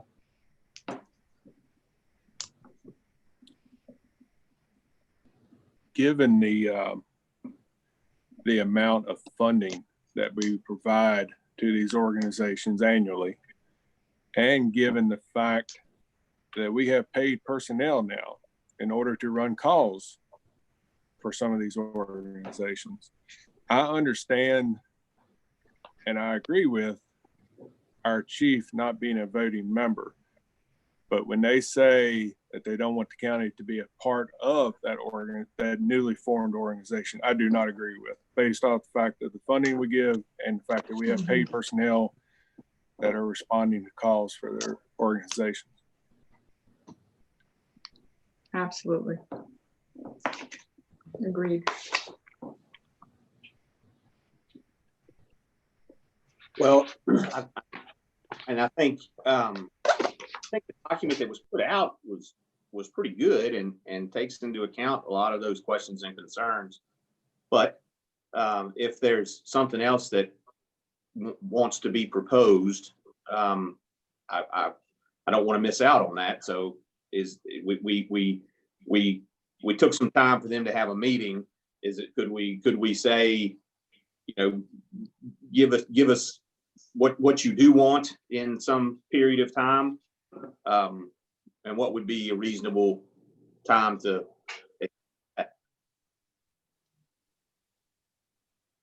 Just my Pete's 2 cents, and you don't have to go by this, but I would think, obviously summer's a difficult time to meet, but you know, if they could have some sort of proposal to us by September 30th, with anticipation of, because whatever proposal is given and time we go through public hearings and meetings and votes and stuff like that, you know, ideally by the end of the year, we have something in place.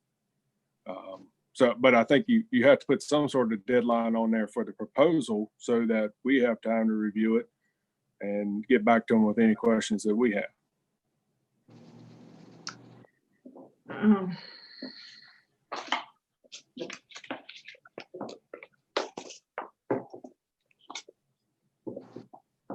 Why is summer a harder time to meet? Well, people go on vacations. Not this year, not much of it. But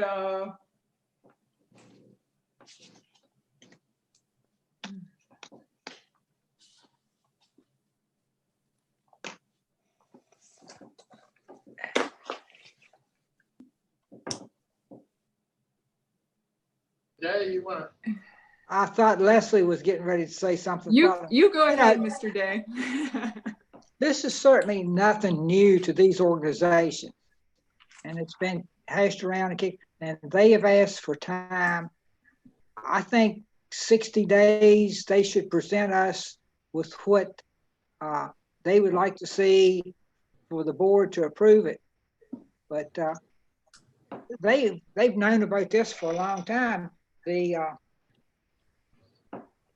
meeting that the two organizations came together and met in Fairfield, at that time, one of the organizations hadn't met to even discuss what might be discussed at this meeting. So they know now, and I think 60 days is a reasonable time for them to get together and come up with their proposal.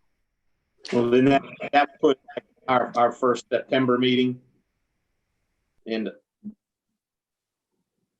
Is that what you're thinking, Bob? All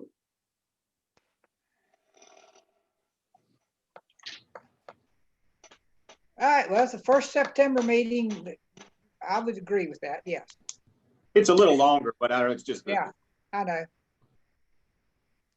I mean, we have given a framework, right? I mean, so presumably there's a lot that could, I mean, if they could use at least this draft as some skeleton agreement.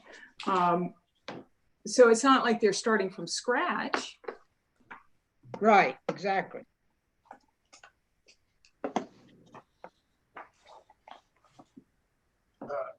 Can we put the caveat in there that we expect the chief to be part of this organization? And you know, they can't just have their own and leave them out and not include us.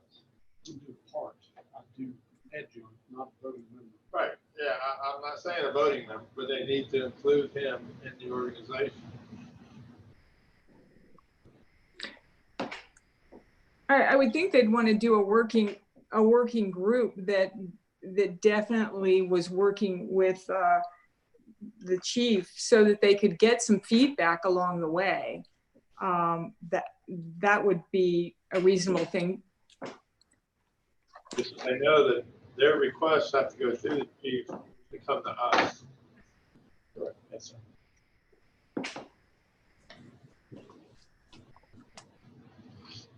All right, what's your pleasure on this? I'm hearing to give them an opportunity.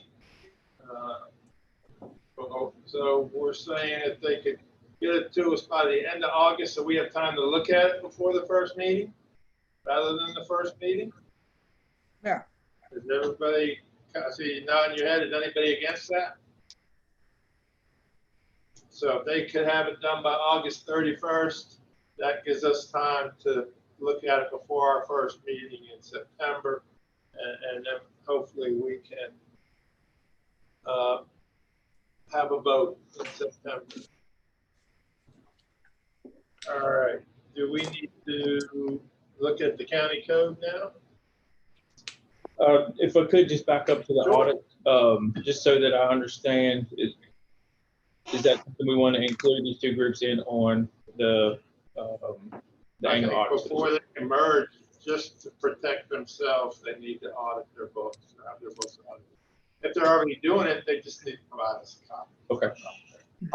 I will say one thing. Mr. Bolster texted me and reminded me that perhaps one of the reasons why they weren't originally included was they have very few transactions a year.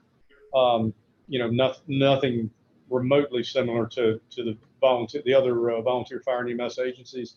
So, you know, if you're only looking at 3 or 4 or 5 transactions a year, the cost effectiveness of an audit might be maybe doing a more of an audit light, because you don't want to pay, you know, $1,500 to do an audit on 5 transactions. So.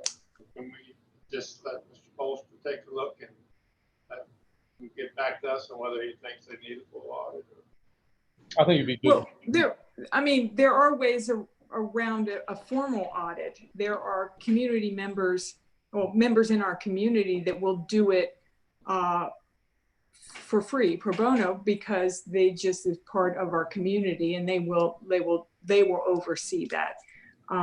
It certainly happens with many nonprofits, and it's far more reasonably priced, or no price, or it's, you know, we can do it that way too. And I'm sure Mr. Bolster can lead us on that. Does this money go through the county funds? Does Steve manage this? Does it go through his office? No, sir. It's budgeted on an annual basis, and it's provided one lump sum to both agencies throughout the year.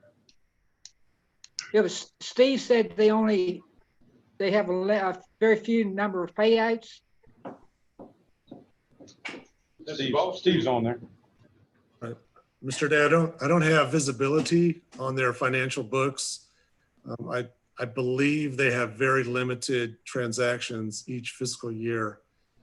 They get $10,000. Each organization gets $10,000 annually. And I think the expenditures are fairly minimal.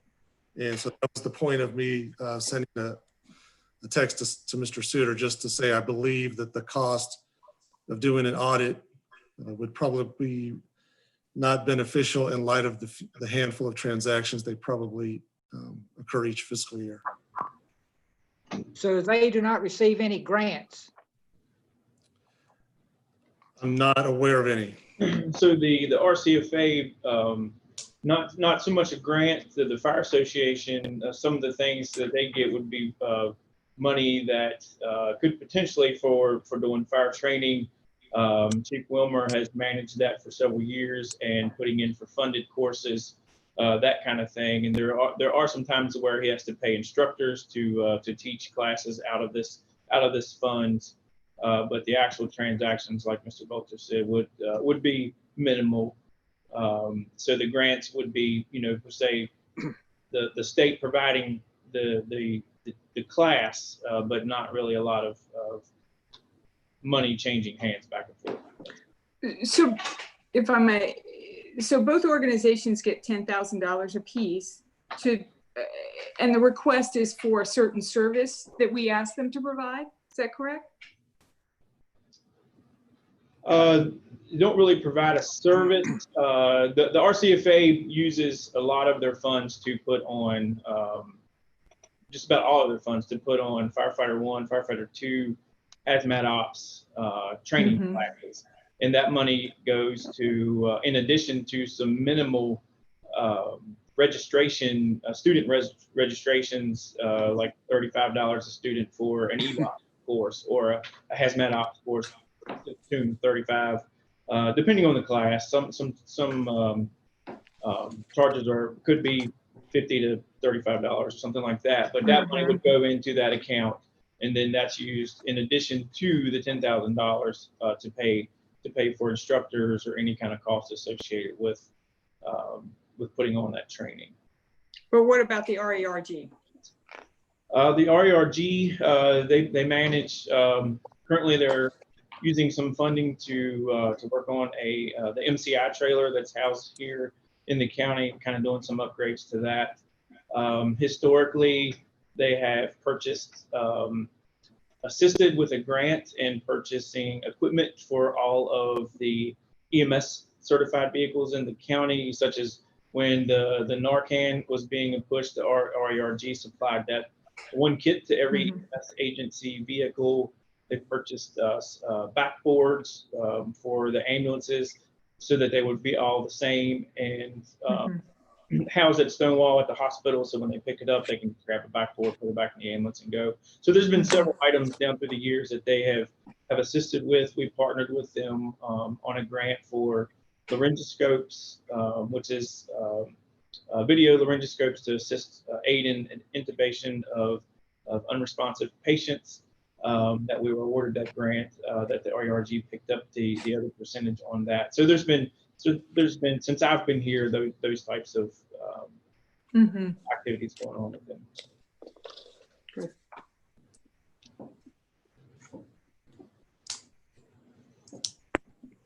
May I suggest they have some financial reporting, because each of the independent agencies, I believe, pays dues to those companies or to those organizations. And they have to provide some sort of report when they meet. So until we determine, maybe we just ask them for updated set of financials, whatever they have to be presented to Mr. Bolster for review, and then we can decide moving forward if that's good enough or not. I agree. Great idea. Are you okay with that, Mr. Bolster? I am. Good. So, County Code Revision?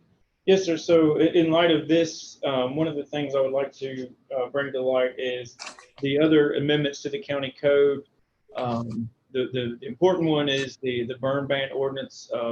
Especially, I didn't really want to wait till we got to the new association or whatever group may be, because we're going to be in dry season and burn season. And one of the things that was going to be in the proposed changes is the ordinance for a countywide burn ban to assist the sheriff's office in that respect of being able to hold folks accountable during the burn ban. And then the other thing would be the housekeeping items. If you remember back, changing the title from director to the chief and Department of Fire and Rescue or Fire and EMS to fire rescue. And then we would certainly leave out the part that was amended to incorporate the new association. And then there was one other thing about adding the should a volunteer be charged with some sort of crime that we could ask them to take a leave of absence pending the result of that investigation. So Ms. Huffman, what do we need to do to make those changes? Just authorize advertising to for public hearing for the July 27th meeting, I think would be the next meeting. And I'll bring forward the revised ordinance. And do we need to vote on that, or can we get head nods? Or Head nods are fine. does anybody oppose to us advertising for a public hearing at the meeting in July for these ordinance changes? I have a question. Okay. I thought I read in here that a person had to be charged with a felony, and the chief said with a crime. Yes, sir. So that would be it would be pending the charges. If we needed to, or the department wanted to take action, the individual volunteer fire department, or something happened that someone committed the crime and was charged with something due to public perception or something like that. If we needed to, especially if it's an officer, we needed to ask them either to step down or take a leave of absence, depending on whatever the circumstance may be. Most of the time, the departments would handle that in-house, but there's just some language in there to allow that latitude if needed, until pending the outcome of the ruling. If that makes sense. But does the wording say crime or a felony? Currently in the code, if it's a felony, then they're not, then they wouldn't be able to be a volunteer as a felony charge. Well, Yes. I certainly prefer the word crime than a specific class.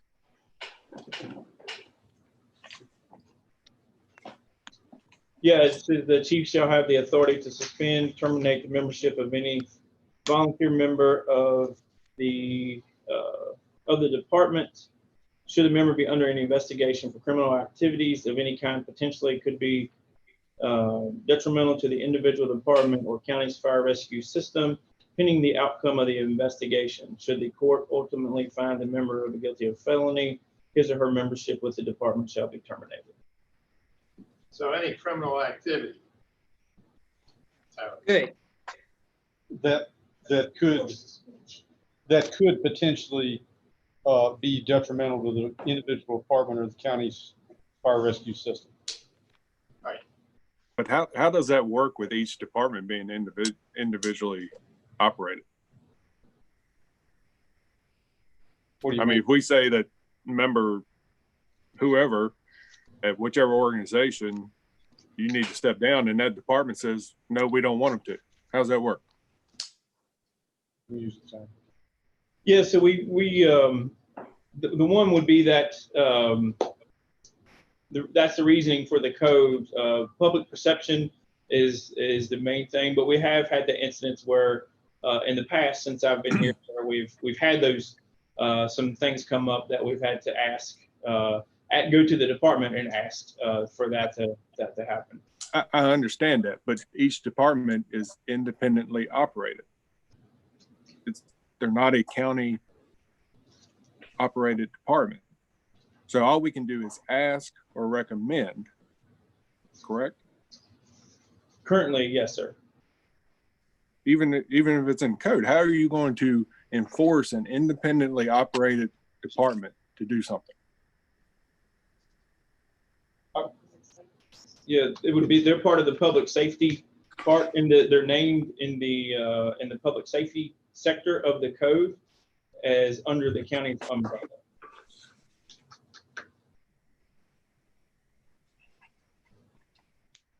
And the composition of department is where they're listed in the county code.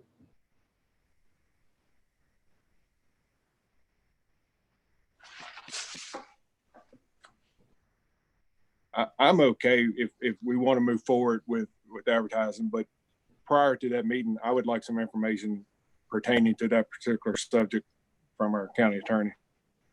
Okay. Okay. Is there anybody that is not in favor of moving forward with a public hearing? I'm just looking at your heads. If you're not, I don't see any no's, so we'll move forward with the public hearing. They covered all.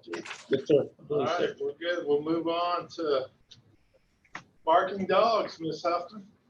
Did we save the best for last? No, we've got a couple more. And a couple more things. The board had asked at a recent meeting to get some idea of what the options are for regulating barking dogs. This is similar to consideration of party noise, which was discussed several months back. I think it was maybe February. The county land development regulations currently regulate commercial operations, so that either a commercial kennel or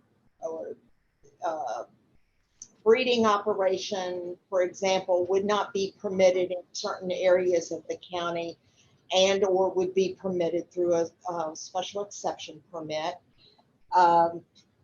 But personal ownership is not regulated under the county land development regulations. So when dealing with some of the complaints that have come in related to barking dogs, you really have three overall options. One is to regulate noise. One is to regulate, or two is to regulate the number of dogs. And three would be to consider amendment to the land development regulation and amend those to also address ownership of non-commercial dogs. So those are the overall categories. And then within each of those three potential options, I've included a breakdown of the considerations that the board needs to look at in terms of what to consider to regulate barking dogs.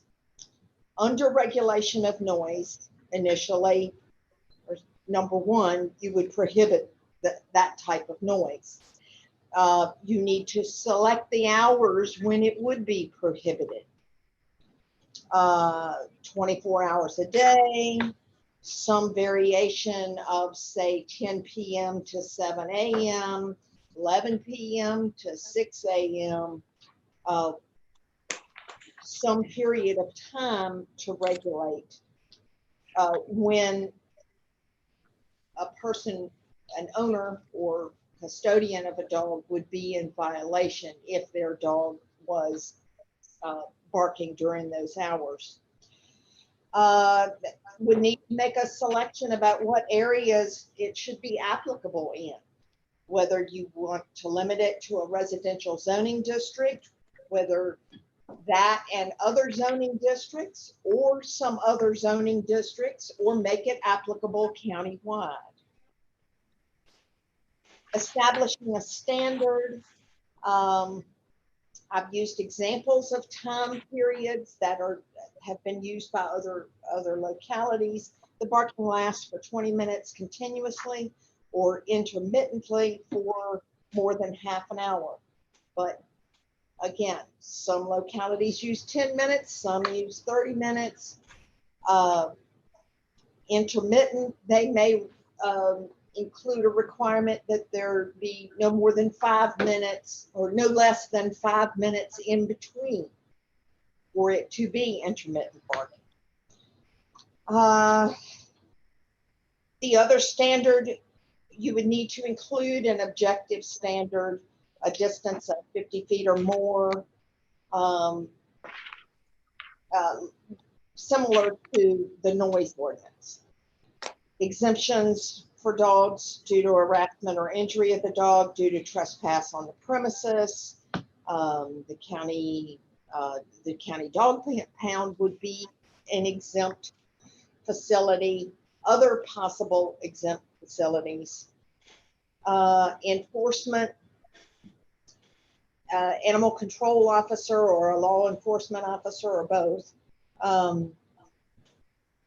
They can issue a summons to the owner or custodian of the animal found to be in violation and requiring appearance in general district court.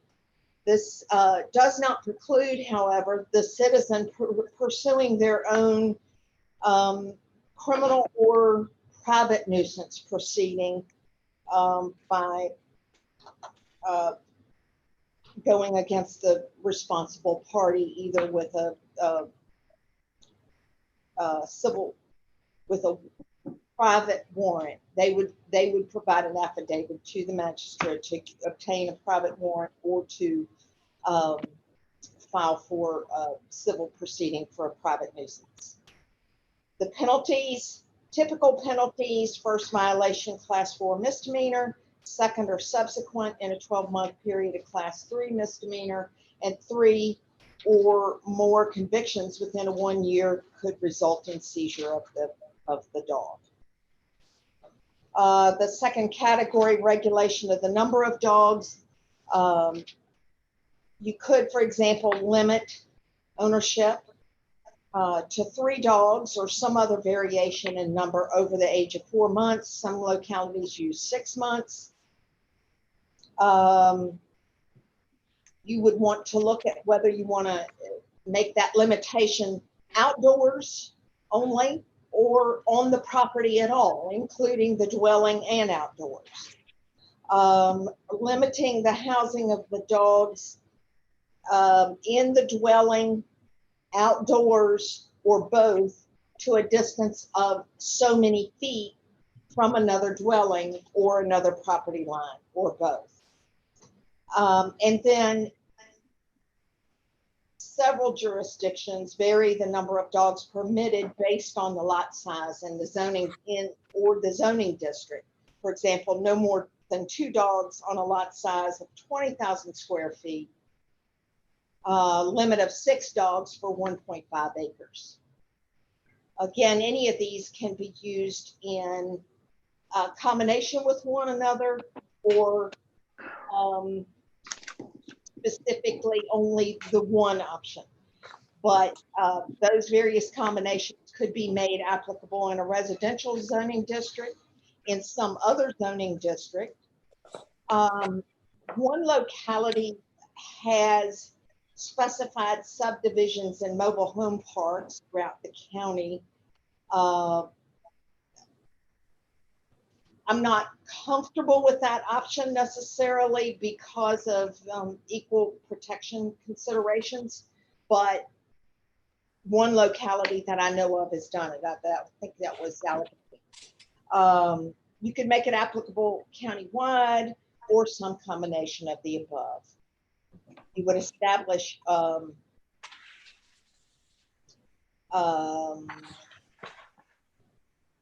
possible exceptions: temporary permit due to exceptional circumstances from the animal control officer, dogs kept on farms, dogs kept at veterinary hospitals, dogs kept at commercial establishments for which a special exception permit has been issued, dogs kept on any parcels of real property in excess of 10 acres, for example.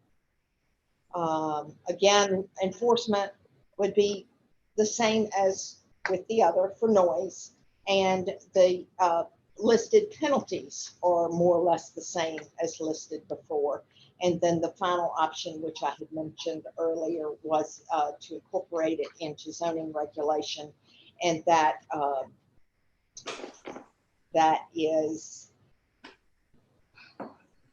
would have to go through the planning commission initially, and then a recommendation to the board. These are taken from the various localities that I've been able to pull examples from, and I've kind of consolidated that information into this report.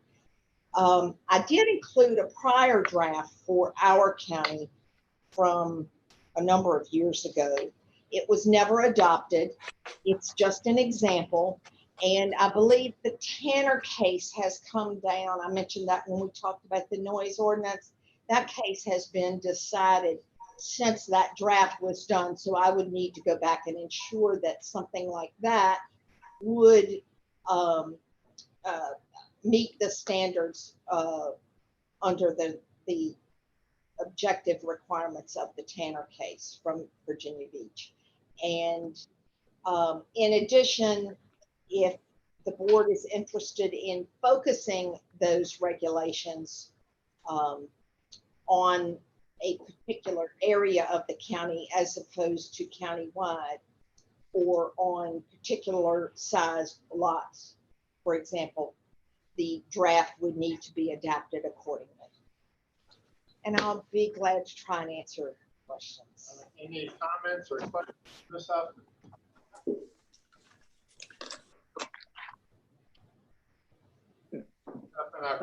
All your hard work on this, a lot of information.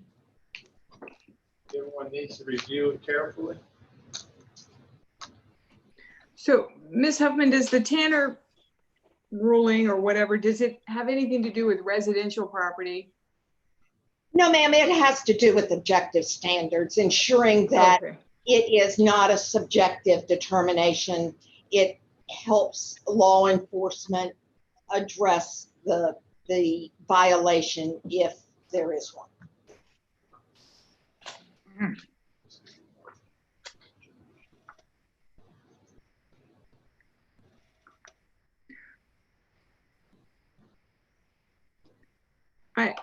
I had asked earlier if somebody with 8 dogs wanted to run a kennel, a breeding operation or something, whether it be in residential or in agricultural, they would come before us for a special exemption, correct?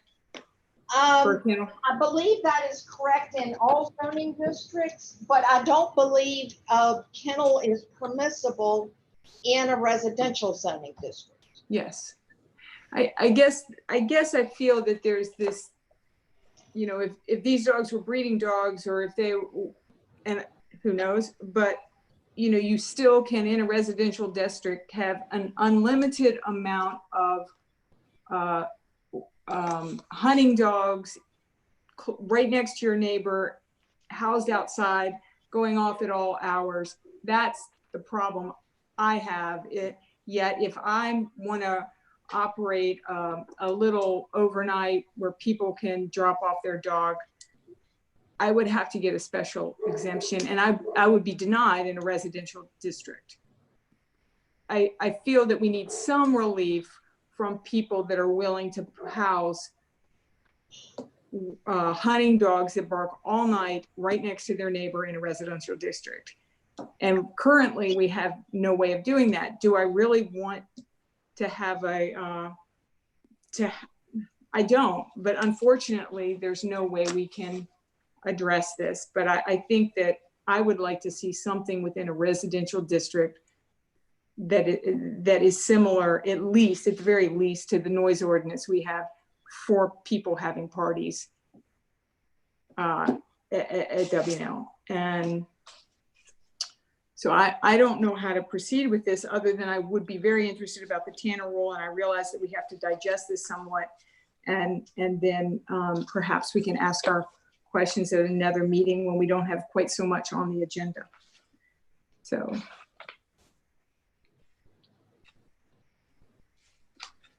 Let me just point out, you did ask about the Tanner rule, the Tanner case. If you look at number 4, A4, that addresses the Tanner decisions. But I don't necessarily think it's in the draft ordinance that I included. Actually, it is. So. Okay.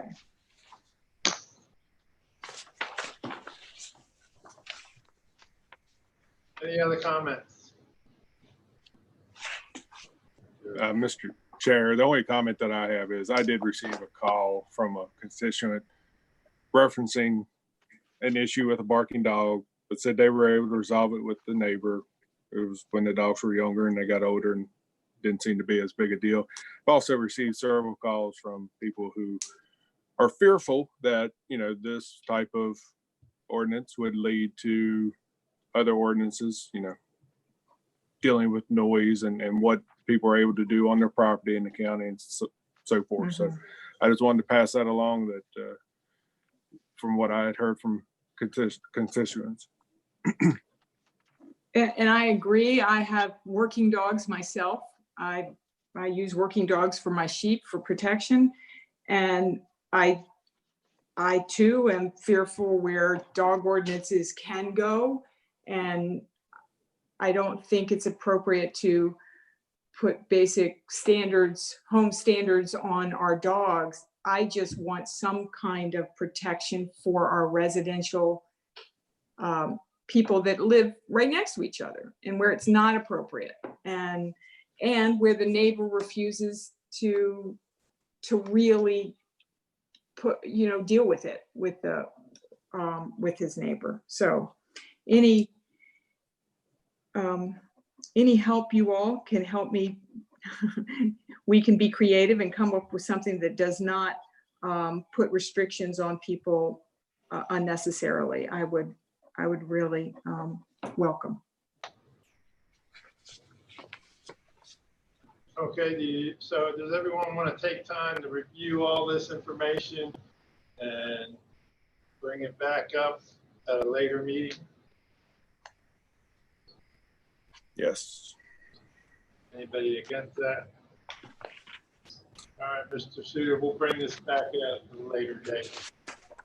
Thank you, Ms. Huffman.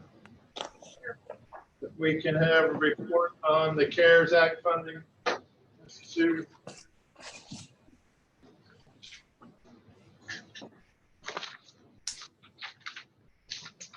Okay, it's for recall your June 11th meeting. You did receive recommendations from the Finance Committee on potential uses of up to $1,969,407 CARES Act funding, which we did receive on June the 4th. So at the board's direction, staff and the Finance Committee then met on June 16th to further discuss use of the funds. And we reviewed some additional guidance that is very slowly trickling in on allowable uses and limitations. And I've got them listed out in your board report. And the first one is goods, services, and payroll directly associated with COVID-19 response. To date of that 1.9 million, we've only identified approximately $25,000 in goods and services directly associated with the response, but that does not include payroll yet. We are looking at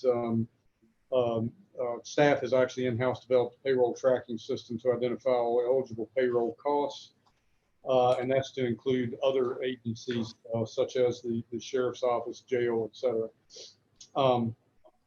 Second topic, or the second item, would be public facility modifications. I won't go into all that, just an example being the glass that is now protecting the commissioner and the treasurer. They were kind of the last open area downstairs that didn't have a window. So those costs are not included in that $25,000. It would be above and beyond that. We're still assembling costs for those improvements.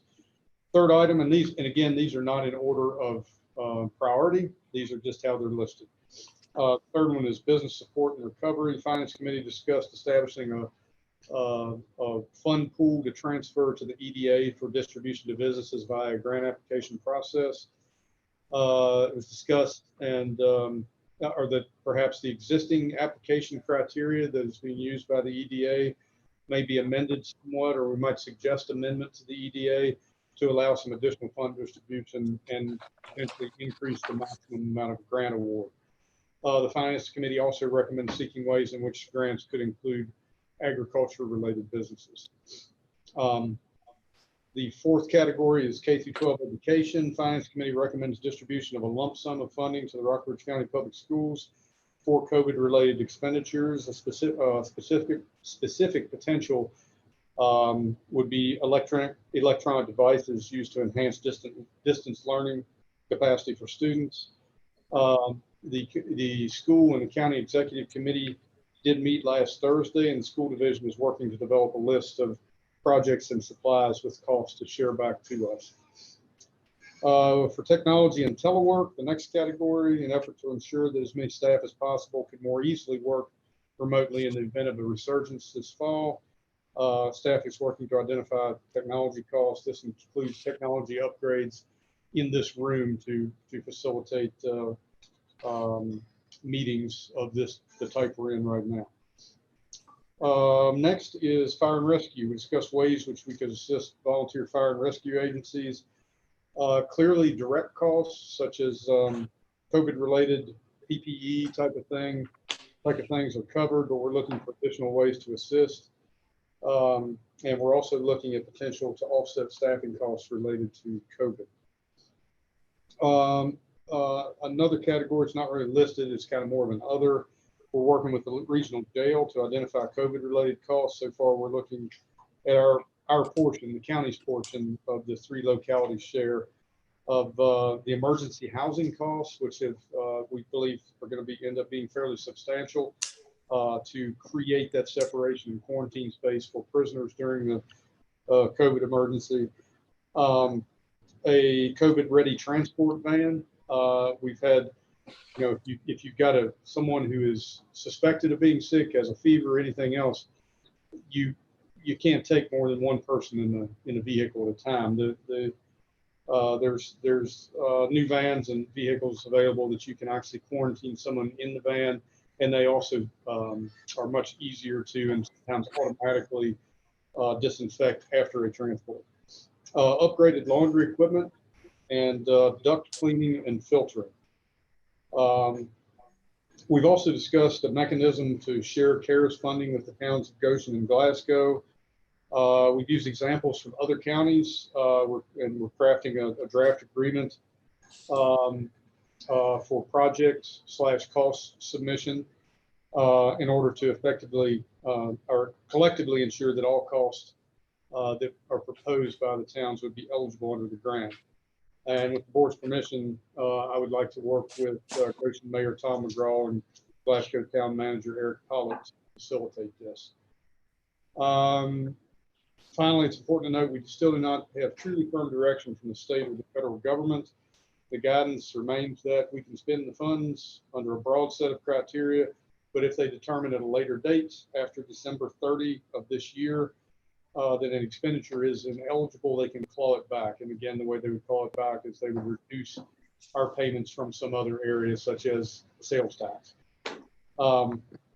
So as reported at the last meeting, we're still waiting on additional guidance, and we are expecting to receive some in late June from the OMB at the federal level. And so the request or the recommendation is, given that our next regularly scheduled board meeting is not until July 27th, we'd request that you authorize staff to continue to work with the Finance Committee to make decisions on CARE Act funding in the above categories with regular reports to the full board. And obviously, if any board members have thoughts or want to drill down into something, I or Steve Bolster are certainly available to talk to you about it, or you can speak with your counterparts in the Finance. Be happy to try to answer any questions that you might have. Any questions for Mr. Sewell? I would just recommend that you, under point number 3 for the EDA, that you contact them to get some information. I set in on that, and it's my understanding that the applications have been very few and have dwindled. So I don't know that necessarily setting aside more money may be the right answer there. I'm just saying you should contact them to get information on the process they already have in place.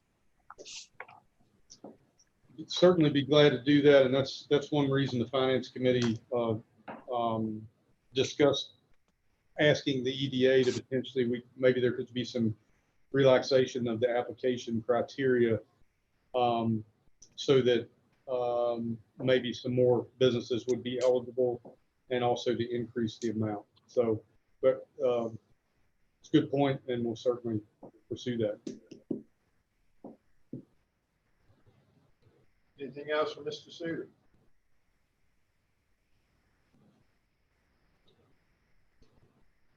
Anybody has any objections for them to continue to move forward and work on things? All right, thank you, Mr. Suter. Board comments, I just want to remind everybody when you get a chance to come by and sign the resolution that we passed tonight for Mr. Harris. And remind you that we only have one meeting next month. In August, we'll start to have some work sessions prior to the meeting. There's some things that board members have requested that we should get a jump on early because they'll have an effect in the FY22 budget. And the earlier we start on some of these things, the better. So if you have some things that you want to talk about or find out more about or discuss, please send that information to me so I can get it on the agenda. But we want to start with the second meeting in August with the work session. And so we'll have a monthly work session until we run out of topics to work on. Anybody else have any comments? We get appointments. Oh, we got appointments. I'm sorry. You're right. I must have missed it.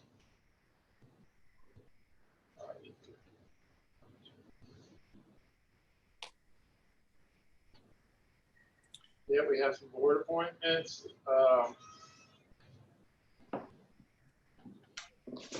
Did I read that we're not currently aware if certain ones want to be reappointed or if they are interested in serving again? We are. We've had contact. Just heard from Tim Welsh late this afternoon. He's willing to serve again if reappointed. Rick Seiler is willing to be reappointed on the Board of Building Code Appeals, but he would prefer to step off. He said, you know, if you can't find anybody else that he would do it again, but he would prefer to step off. And Tony McFadden is willing to be reappointed.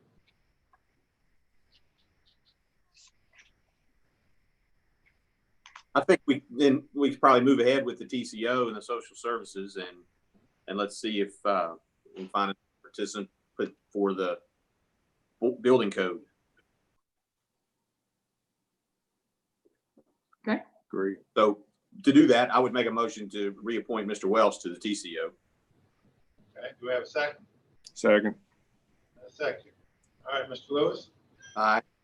Mr. McDaniel. Yes. Ms. Ayers. Yes. Mr. Day.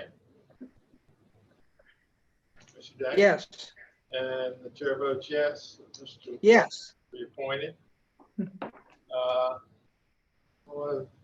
Tony McFadden for social services. I move we reappoint Mr. McFadden to the social services board. Okay. Is there a second? Second. Okay. I'll second it. Mr. Lewis. Aye. Ms. Ayers. Yes. Mr. Day. Mr. Day. Yes. Yes. Yes. And the chair votes yes. And we will try to find someone for Mr. Seiler. So if you know of anybody that might be interested, please get them to fill out an application. All right, any other board comments or business? We have a motion to adjourn. So moved. Okay, Mr. Lewis. Aye. Mr. McDaniel. Yes. Sayers. Yes. Mr. Day. Yes. And the chair votes yes. Thank you for being so patient tonight. We'll see you next month. Thank you.